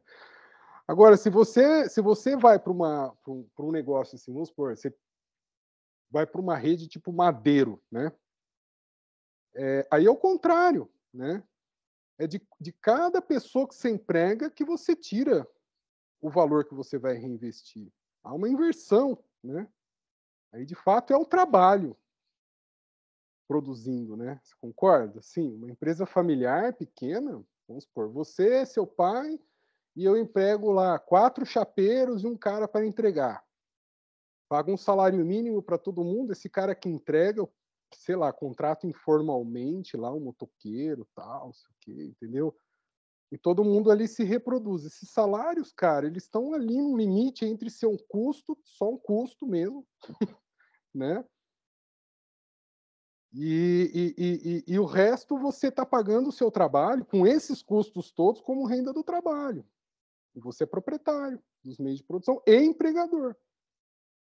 Agora, a partir de uma linha ali que a gente não sabe muito bem, de uma área cinza, né? Vamos dizer, o cara vai num banco, faz um empréstimo. Espera aí, deixa eu abrir uma franquia.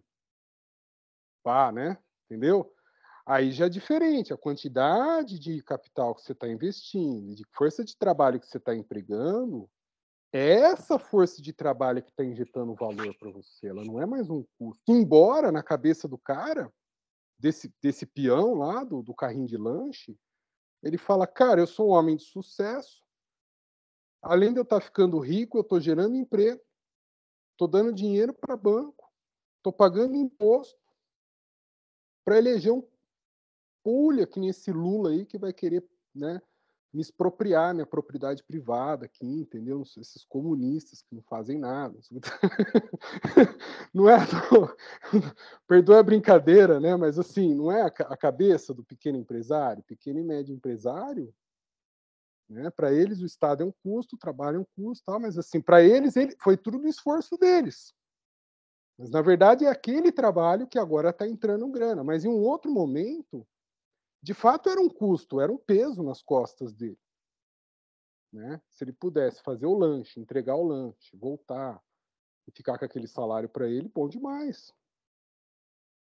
Então, o que muda na percepção do cara, entende? Que hora que ele vai como capitalista, né, Aldir? Que hora que ele vai falar, pô, peraí, agora eu estou ganhando dinheiro dos trabalhadores. São eles que estão mantendo o meu negócio, ampliando, elevando a economia, gerando emprego para outros, inclusive para a indústria de bens de capital, de fornos e chapas, e, né, pagando aluguel de shopping, pá, são os meus trabalhadores. Jamais que o cara vai fazer essa conta na cabeça, essa reflexão. Né? Então, sei lá, né? É uma forma de ver, né, Aldir? Assim, puxando aqui para o senso comum mais descarado, mas é o que impera, né? Isso quando não vira fórmula, né, Matheus? Aí você que sabe, né? Na economia de medir o sucesso da economia de um país, de uma empresa, né? Bom, eu queria. Isso pontuou, viu? Pode falar antes, viu? Não, eu quero pegar esse gancho para a gente talvez encaminhar aqui a discussão, porque tem um ponto que eu acho que está posto aí na fala do Geraldo, quando ele coloca do PIB e tal. Eu vou pegar a partir disso que está no livro 1, mas para trazer para cá e para abrir de novo para ver se a gente anima aí as perguntas e tal. Aquela questão toda que o Marx fala do fetismo, por exemplo, lá no capítulo 1, aqui fica muito claro a objetividade do fetismo, quando o Marx está falando da mistificação, que é a forma do lucro e etc. Quer dizer, como por trás da maneira tal, que se faz a contabilidade na produção capitalista, né, por meio do dinheiro e etc., se escondem os processos mais profundos e reais, né, das relações sociais que produzem essas coisas que a gente representa depois na forma do dinheiro e etc. E esses processos ficam objetivamente escamoteados. Se o preço de uma mercadoria varia, você não sabe o que aconteceu. E para saber o que aconteceu, você precisa de um estudo qualificado, orientado e etc e tal. Então, eu acho que esse livro 3 vai nos ajudar a entender, inclusive, essa questão, né, que o Marx coloca lá do fetismo e tudo mais. Mas, gente, eu também queria aproveitar e chamar de novo vocês para se manifestarem, para perguntarem, para colocarem questões, porque o curso ele funciona assim, entendeu? Vocês estão fazendo essa leitura e a gente está aqui para orientar a leitura. Não existe pergunta ruim, todas as perguntas são válidas. Mas se a gente for ficar só falando aqui sobre o texto, o texto é bastante claro, né, na verdade. Pelo menos nesse capítulo. Tem alguns capítulos que são mais difíceis. Mas eu acho que as perguntas vão ajudar. Né? O trabalho de entender as coisas é um trabalho também que cada um de nós faz. Aqui a gente está para fazer em grupo. Mas a gente tem que passar pelo processo reflexivo, né? Ter as dúvidas, tirar as dúvidas, pensar, repensar, criticar e etc.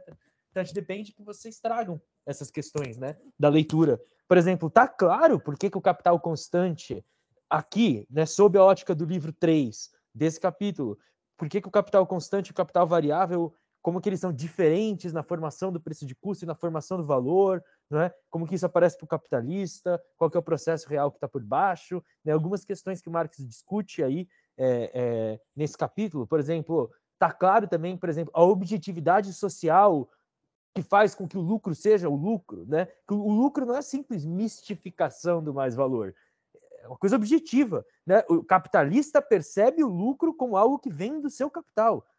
Talvez tá clara essa questão, não tá clara e etc. Então, só levantando algumas coisas que o Marx traz no capítulo para incentivar que vocês façam perguntas ou que façam comentários, né? E etc. Para que a gente possa fazer esse bate-bola aqui.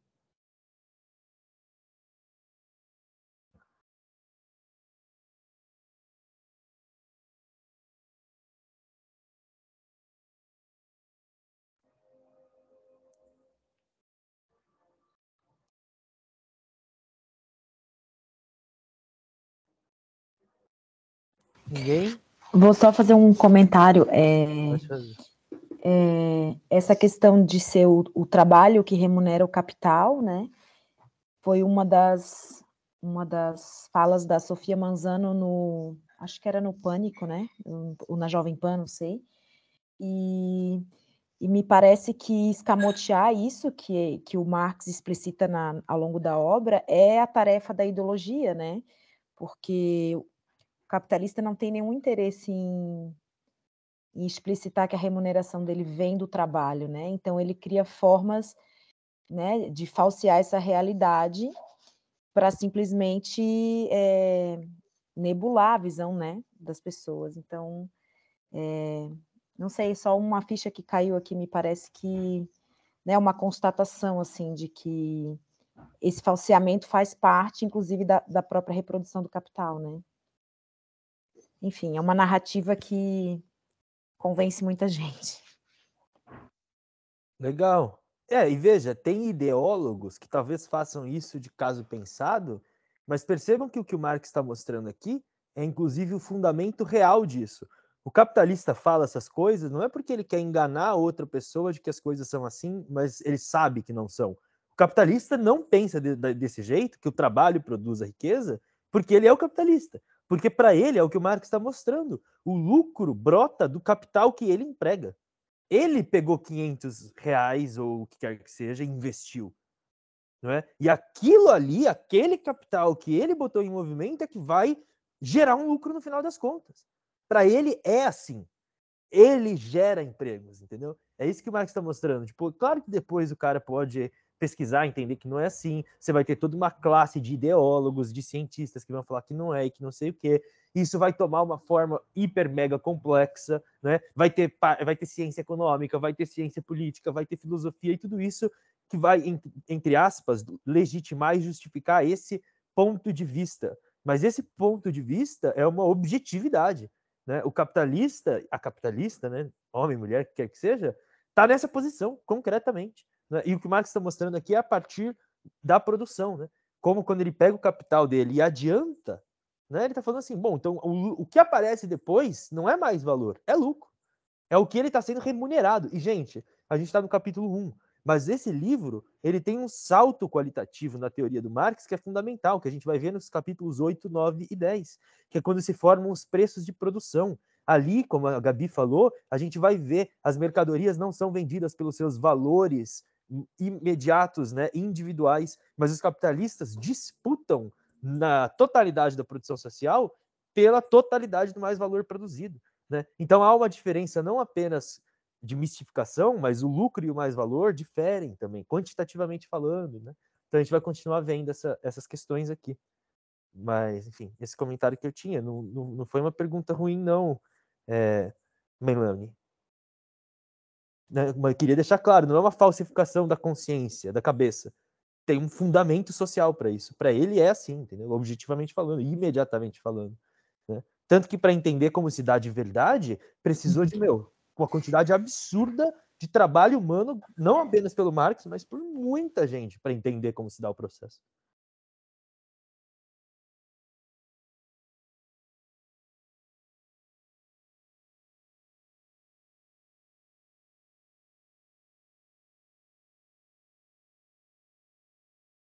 E aí, pessoal, mais perguntas, observações, comentários?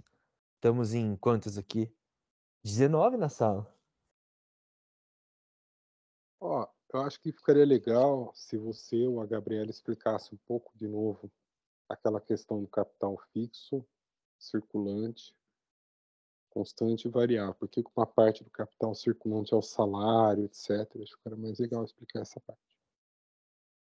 Legal. Não sei se Gabi e Matheus querem falar a respeito, ou se eu falo. Ali, boa ideia. Sinta-se à vontade. Quer falar, Matheus? Não, pode se sentir à vontade. Bom, então, tá bom, gente. Ó, de uma maneira simples, mas se não ficar... você quer falar, Gabi? Pode falar. Pode falar. Fala aí. Eu falo? Então tá bom. De uma maneira simples, mas daí se quiserem complementar, se quiserem perguntar e etc, né? Essas categorias de capital fixo, capital circulante, vão aparecer onde, né? Principalmente no livro 2. Vai ser quando o Marx vai tratar disso. Por que tem que se... Percebam outra questão. Lá no livro 1, o Marx está falando de capital constante e capital variável. Quando ele já está tratando da circulação do capital no livro 2, já começa a aparecer o ponto de vista do capital. Por quê? Porque ele vai observar, não é, a si próprio como não capital constante e capital variável. Ele vai observar a si próprio como capital fixo e capital circulante. E então, o que difere o capital fixo do capital circulante? O capital circulante é todo aquele capital que entra por inteiro no processo produtivo e é nele consumido, não é?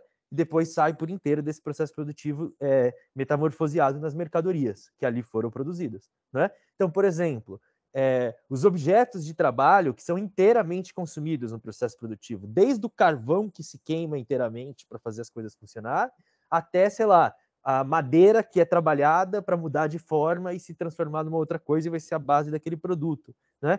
Qual que é a outra parte da produção, além dos objetos e meios de trabalho que são inteiramente consumidos no processo, que também é inteiramente consumido no processo ali, né, de uma vez só? É a força de trabalho. Mas a força de trabalho, né, que ali é consumida como trabalho, ela é reproduzida todos os dias. Né? Mas todas as vezes que ela entra no processo de trabalho, ela entra por inteiro, se despende por inteiro. Por outro lado, o que é o capital fixo? É uma forma do capital que, apesar de entrar materialmente por inteiro no processo de trabalho, como Marx trata disso aqui nesse capítulo do livro 3, né, capítulo 1 do livro 3, o seu valor não é inteiramente passado para o produto final em apenas uma rotação, digamos assim, em apenas um processo produtivo. Ele é aos poucos depreciado e transferido ao longo de vários processos produtivos.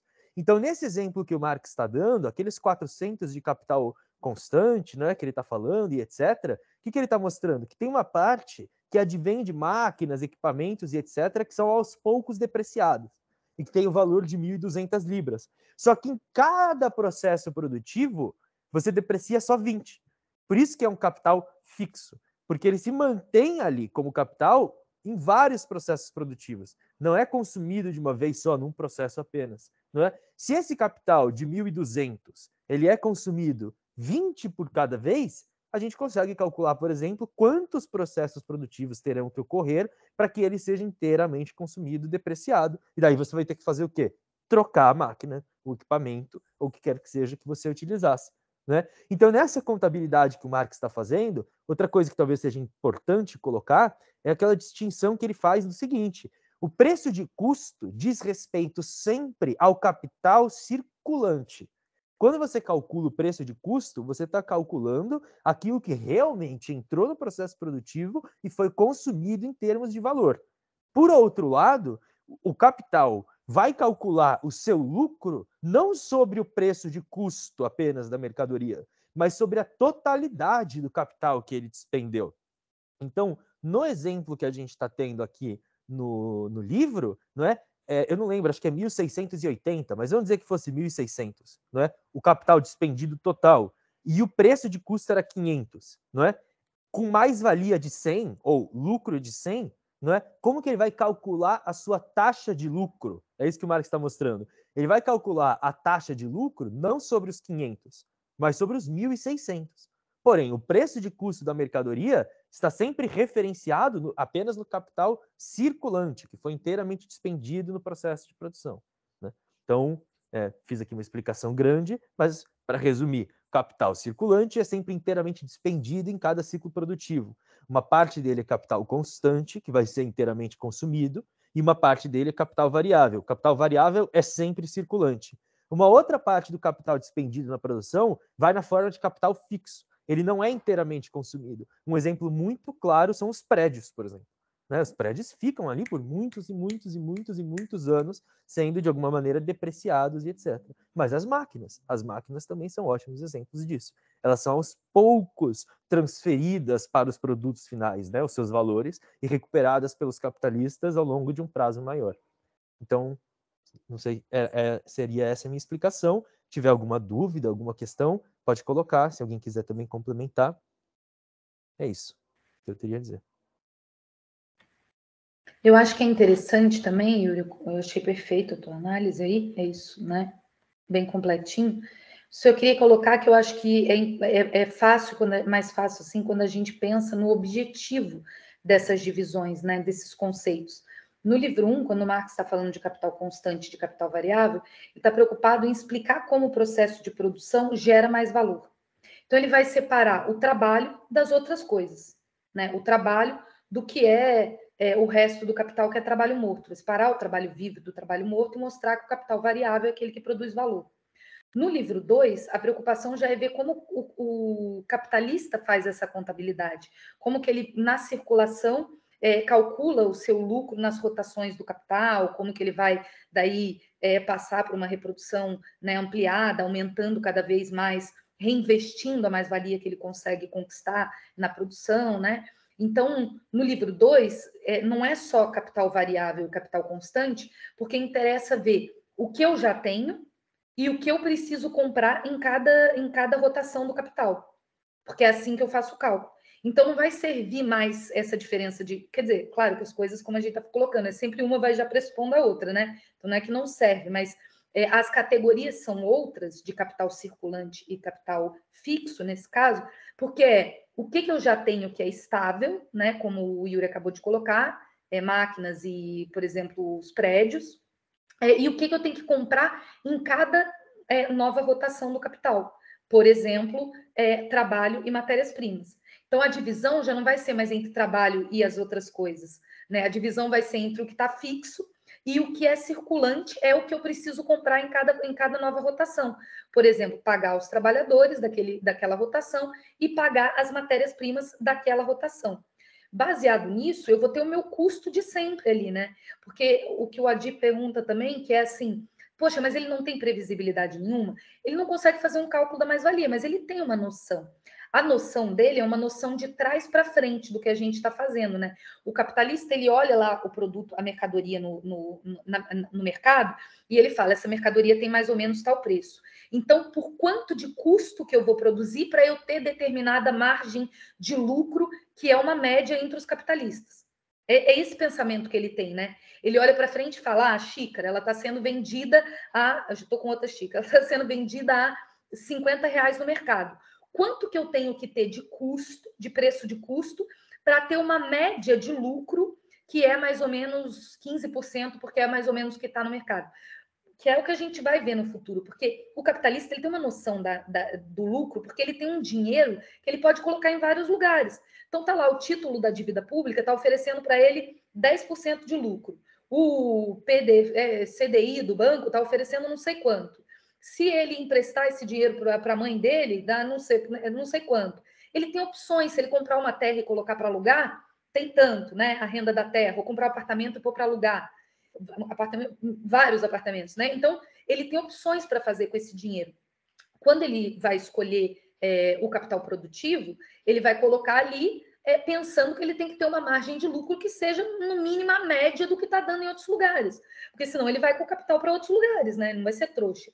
Então, para que ele vai fazer um investimento, né, da fabricação dessa xícara, se ele vê que ela pode ser vendida lá R$60 no mercado, mas ele vai custar 50 para ele fazer, ele vai ficar só com 10.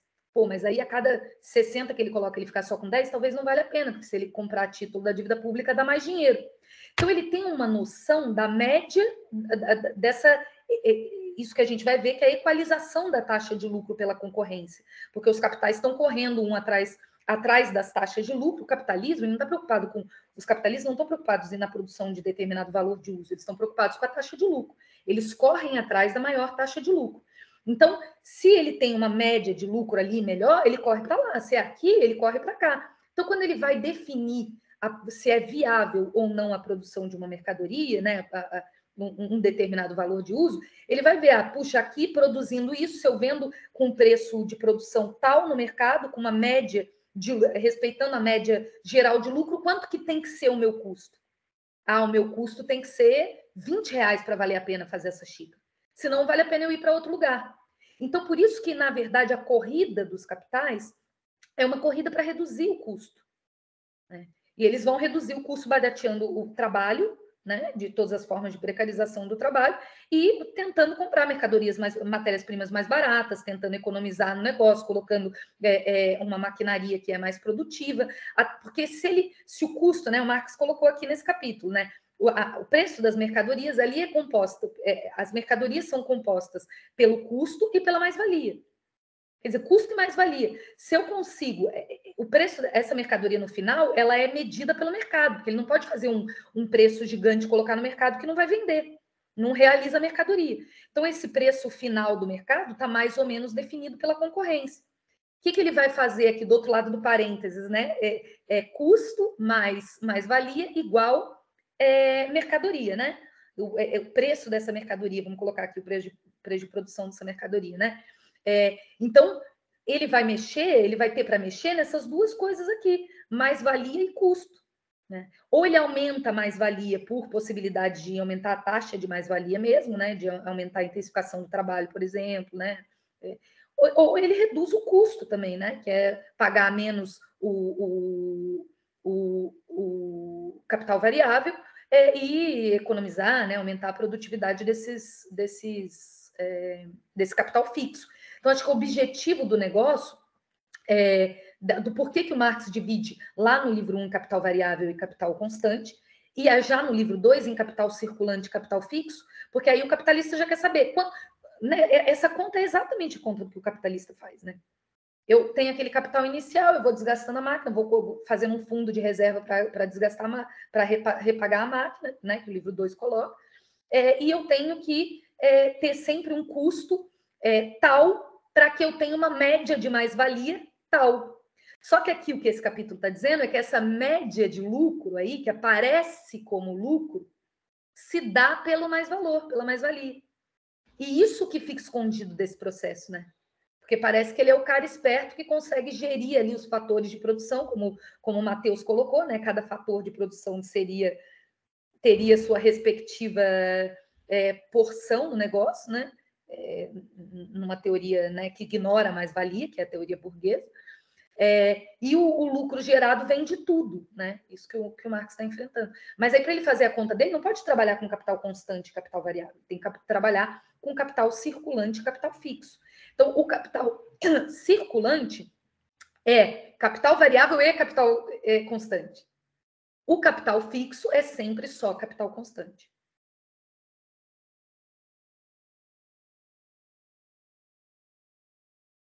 Perfeito. Gente, ó, já são 20h47, eu sei que talvez o encontro esteja... A gente está um pouco devagar hoje, mas eu queria fazer um comentário que é o seguinte, que a Gabi já colocou, né? O caldo vai engrossando.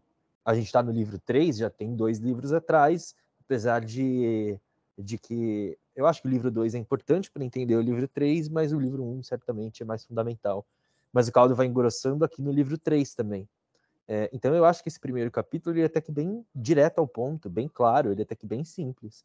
Mas qualquer dúvida é uma dúvida importante, porque a gente vai evoluindo aqui e a gente vai ver, por exemplo, né, vou reforçar, ali nos capítulos 8, 9 e 10, quando surge preço de produção, a gente vai ver como coisas que o Marx está colocando aqui têm uma importância prática para além apenas de dizer assim, o lucro é mistificação, por exemplo, entendeu?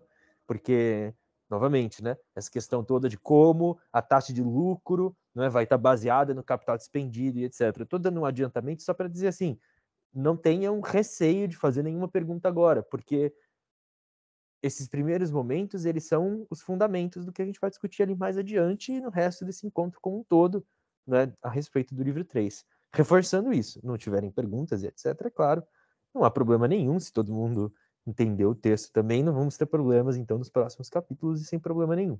Mas reforçando aí, não tenham medo de fazer perguntas, nenhum. Né? Elas são importantes para o desenvolvimento aqui do grupo como um todo. E a gente agradece, evidentemente, todas as perguntas que já foram feitas, observações, comentários.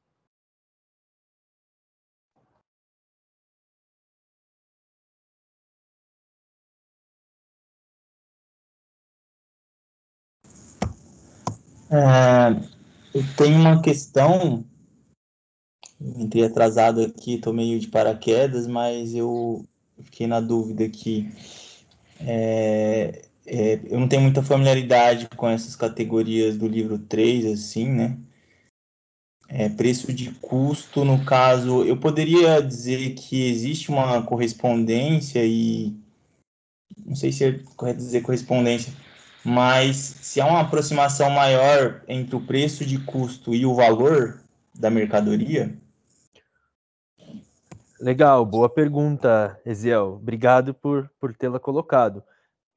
sem cobrança, tá? É só para eu saber. Você chegou a ler o capítulo ou você ainda não pôde ler o capítulo e veio participar do encontro e fez a pergunta? Só para eu saber. Não, eu não consegui ler o capítulo. Beleza, sem problema, a gente vai Uhum. comentar aqui, mas é importante lembrar que a leitura dos capítulos ela ajuda, né? Mas Claro, assim, eu vou tentar não é só para acompanhar você, depois. e Aham. não é só para você que eu tô falando isso, inclusive especialmente não para você, mas porque eu tô vendo que você chegou, você fez a pergunta e nos dá a possibilidade de falar de um tema que é fundamental e que se não fosse a sua pergunta, a gente provavelmente passaria batido por isso. Então agradecemos a pergunta e aproveito para relembrar, né, que a leitura ajuda, mas a pergunta que você fez, recuperando aqui, se o preço de a relação, digamos assim, entre o preço de custo da mercadoria e o valor da mercadoria, né? E é uma coisa muito importante, por quê? Porque dentro dessa história do que é o lucro e do lucro como mistificação, essa é uma distinção fundamental que o Marx está fazendo, não é? Porque enquanto lucro, enquanto tal, na sua essência, como mais valor, não é? Faz parte do próprio valor da mercadoria, não é? Pro capitalista, o lucro vai aparecer como a venda da mercadoria acima do seu valor. Porque pro capitalista, o preço de custo aparece como se fosse o valor da mercadoria. Precisamente, por exemplo, a mistificação que o salário, né, implica, que parece que você está remunerando a força de trabalho por aquilo que ela produz, quando, na verdade, você remunera a força de trabalho pelo valor da força de trabalho, que é calculado pelos seus meios de subsistência, e a força de trabalho produz um valor inteiramente novo na jornada. Né? Então é isso que o Marx está tratando aqui, nesse capítulo, você vai ter oportunidade de ver depois, ele vai começar falando do capital constante, e ele vai dizer, bom, o capital constante não tem segredo, ele transfere o seu valor, que já está ali nele, para o valor da mercadoria final. Então, no exemplo que o Marx dá, o capital constante é igual a 400. Bom, se o capital constante é igual a 400, né, esse capital constante ele está falando do capital constante circulante, né? Então, se o capital constante circulante é igual a 400, no valor da mercadoria você vai ter também esses 400 reaparecendo. Porém, a força de trabalho, né, quando posta em movimento, produz um valor novo. Nesse caso, no nosso exemplo do livro, esse valor novo é 200. Né? Desses 200, 100 voltam para ela como a sua própria remuneração pelo seu trabalho e 100 é mais valor. Né? Então, o que o Marx está mostrando ali? A constituição do valor da mercadoria. Como a Gabi colocou, C mais V mais M. O valor da mercadoria é 600. Porém, o preço de custo da mercadoria é apenas de 500. Porque o preço de custo da mercadoria não é o valor da mercadoria como por inteiro, mas é aquilo que o capitalista despendeu, não é, anteriormente ao processo de produção para ter então as possibilidades de produzir essas mercadorias que vão ser vendidas. Por que é que o preço de custo da mercadoria é sempre menor do que o valor da mercadoria? Porque no preço de custo da mercadoria não está incluída a mais-valia. Por quê? Porque a mais-valia é trabalho não pago. Não pago por quem? Pelo capitalista. Não é? Então, no valor da mercadoria está contido preço de custo, que é o que o capitalista pagou, que é todo o trabalho que entra na produção, capital constante e variável, e nas mercadorias finais tem tudo aquilo, mas tem um valor novo que vai ser apropriado pelo capitalista, que é o mais valor. Né? No valor da mercadoria, portanto, está contido o trabalho não pago. No preço de custo da mercadoria, é apenas aquilo que o capitalista adiantou para a produção dessa mercadoria. Estou falando das coisas por várias maneiras diferentes, mas é essa a questão. Né? O preço de custo é o que o capitalista gastou anterior ao processo de produção. Ao final do processo de produção, ele tem mercadorias que repõem aquilo que ele gastou e ainda dão a ele um a mais, que é o mais valor, que é o trabalho não pago que ele extraiu dos trabalhadores naquele processo de produção. Né?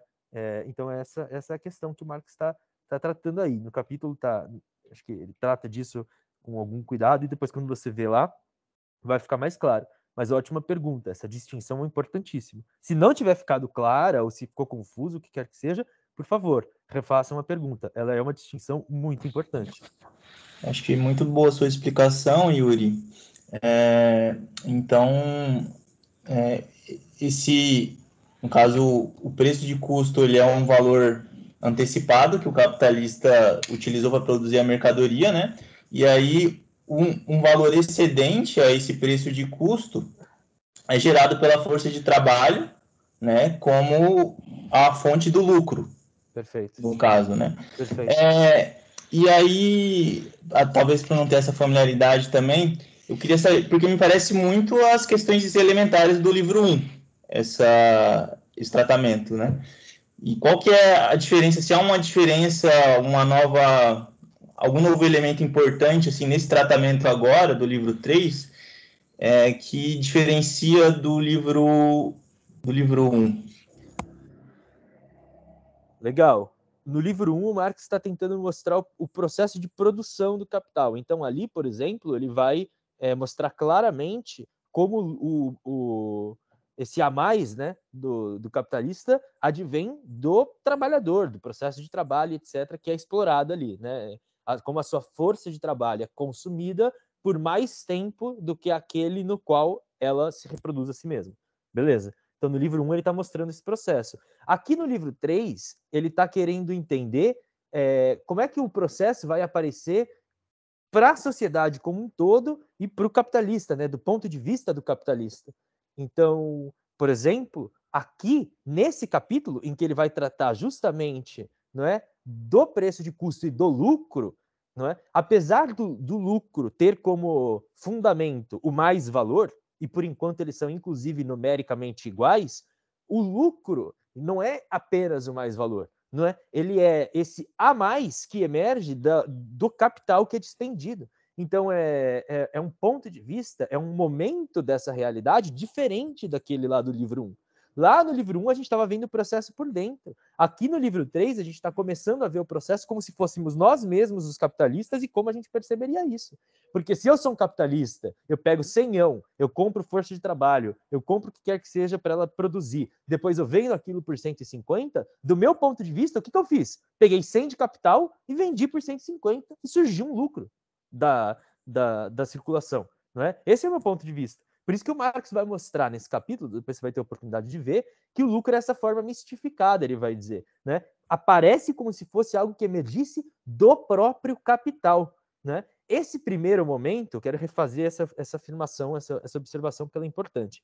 Nesse primeiro momento da leitura do livro 3, parece que, nossa, que simples, né? E é simples mesmo. Mas quando a gente chegar ali na frente, no cálculo dos preços de produção, a gente vai ver a mudança integral, qualitativa, que isso representa, né? Na análise, nisso que a gente vai estar analisando aqui para frente. Por enquanto é bem simples, é só isso mesmo, né? O lucro, ele é mais-valia substancialmente, mas ele é a mais-valia conforme ela aparece para o capitalista, né? Ele é esse a mais que o capital pensa que é a sua remuneração, né? A remuneração por ser capital e por ter posto em movimento um processo produtivo. Por enquanto é só isso mesmo, mas aí a gente vai continuando aqui perseguindo Marx e as determinações que ele vai colocando aí nas questões. Eu acho que vale pensar também que o preço de custo não pode ser igual ao valor da mercadoria, porque o custo é custo, senão o capitalista não ganharia nada. Né? O custo é o que ele gastou para fazer aquele processo. Não tem nada. A única diferença que o Marx vai explicar aqui é que não é o que ele gastou no total desde o começo, é o que ele gastou naquele processo produtivo, naquele ciclo do capital. É só essa diferença em relação ao custo, né? Poderia chamar de custo só. Então, se for igual ao valor, não sobra nada de mais-valia, né? Tem que ter a diferença, tem que ser o valor da mercadoria, tem que ser o custo mais a mais-valia. Me veio à cabeça aqui você falando. Desculpa, aqui na descrição tá Caramuru, mas qual que é o seu nome mesmo? Pode falar Caramuru mesmo, é meu sobrenome. Ah, tá. Então, me veio na cabeça, não sei se isso está no Capital, preço de produção, se o Marx trabalha com esse conceito em algum momento, mas talvez esse conceito teria distinção em relação a preço de custo e isso teria uma relação com o valor, no caso, o valor, uma aproximação mais íntima, assim? Sim, isso é um dos capítulos aqui do livro 3, acho que é o 8 ou 9, são os preços de produção, que a gente vai ver nessa distribuição que a mais-valia vai fazer, né? Conforme o capital investido. E aí vai ter a ver com valor também, a gente vai rever todas essas coisas, mas é diferente. O preço de custo é o custo da mercadoria, o preço de produção é como essa mercadoria vai aparecer no mercado, né? Com o preço de mercado também, depois que a gente vai ver. Perfeito. Obrigado. Muito esclarecedoras aí as respostas.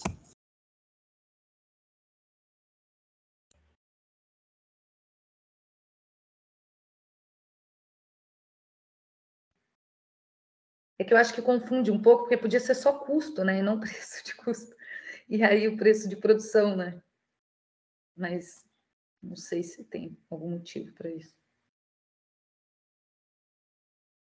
Mais alguma dúvida aí, gente? Deu 21 horas, a gente geralmente começa bem na horinha e termina bem na horinha. Mas eu acho que fica, assim, o agradecimento, queria dizer de novo que esse é um lugar privilegiado, assim, para a leitura dos textos, né? A gente vê muito grupo que o professor está explicando, o Capital, sabe? Professoras, né? Tem no YouTube, então acho que a diferença do grupo mesmo é a gente poder ler o texto, assim. Eu sei que é um esforçozinho, né? Mas pensar que é 4 meses só para você fazer um livro do Capital, que é eu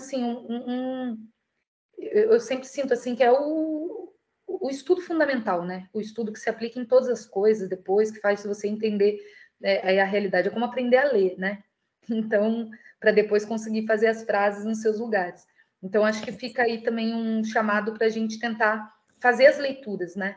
Eu sei que tem um pouco de matemática, às vezes, no livro, mas nós temos aqui, tanto, não eu, né? Mas tanto o Yuri quanto o Matheus, que consegue interpretar a parte matemática aí. Então, fica o apelo. Bom, o professor Tipola não está aqui, né, para brigar com todo mundo, que Desculpa. ele tem que ler obrigatoriamente. Desculpa, eu queria colocar outra questão aqui de quem chegou de paraquedas. Para acompanhar de forma mais fácil, assim, eu não tenho uma edição do livro 3 boa, assim, tipo, alguém teria uma para compartilhar isso, talvez por e-mail, uma edição em PDF, assim? Oi? Quem que está falando? Eziel. Eziel, esse livro aqui da Boitempo é o livro que a maioria de nós temos, né? Que é o livro 3. Eu sei, a gente está gravando, né? Mas eu sei que tem um pirata dele por aí. Então, procura aí com os colegas, mas eu acho que até aquele site lá, a gente não pode, infelizmente, né, divulgar assim. Eu tenho, se você falar comigo no privado. Mas eu acho que tem um site aí que tem, assim. Pensando, né, gente, o ideal é comprar, mas a gente sabe que o livro é caro no Brasil e o salário é baixo, né? Então, enquanto for assim, eu defendo mesmo o negócio. Então, tem como você conseguir esse PDF aqui. Tá, vou dar uma procuradinha, brigadão. Você conhece o Library Genesis? Procura aí. Library Genesis. Você acha boa. Esse negócio. Tá bom? Legal, Yuri. Valeu. É isso. Então tá, Mais gente. alguém, gente?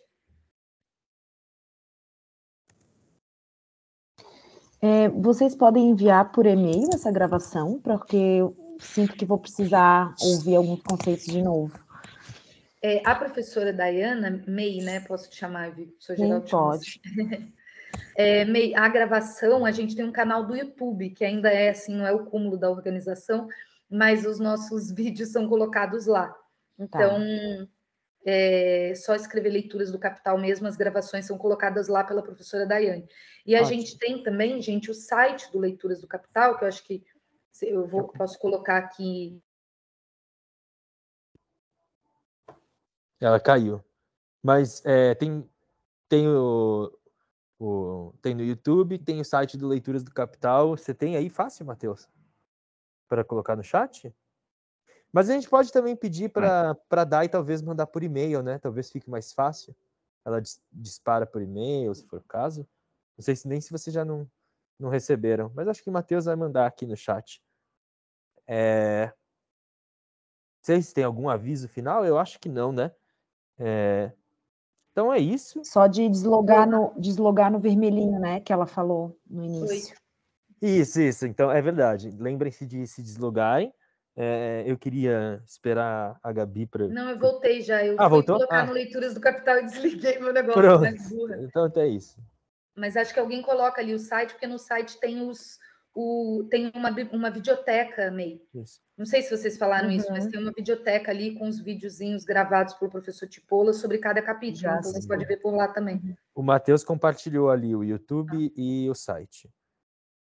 Perfeito. Acho que é isso, né, gente? Tá certo. Obrigado Boa noite pela aí. presença. Ah, Obrigada. deixa só para falar. Então, a aula que vem é capítulo 2, certo? Daqui 15 dias nos encontramos lá. Todas as dúvidas podem perguntar, tragam as dúvidas, é assim que a gente vai para frente. E obrigado a presença de todo mundo. Estaremos juntos aí no próximo encontro. Obrigado, professora Gabriela, pela apresentação, pela exposição no começo da aula, presença de todo mundo e obrigado, boa noite. Tchau, Boa tchau, noite. gente. Boa noite. Obrigada a Boa noite. vocês. Boa noite, pessoal. Tchau, tchau.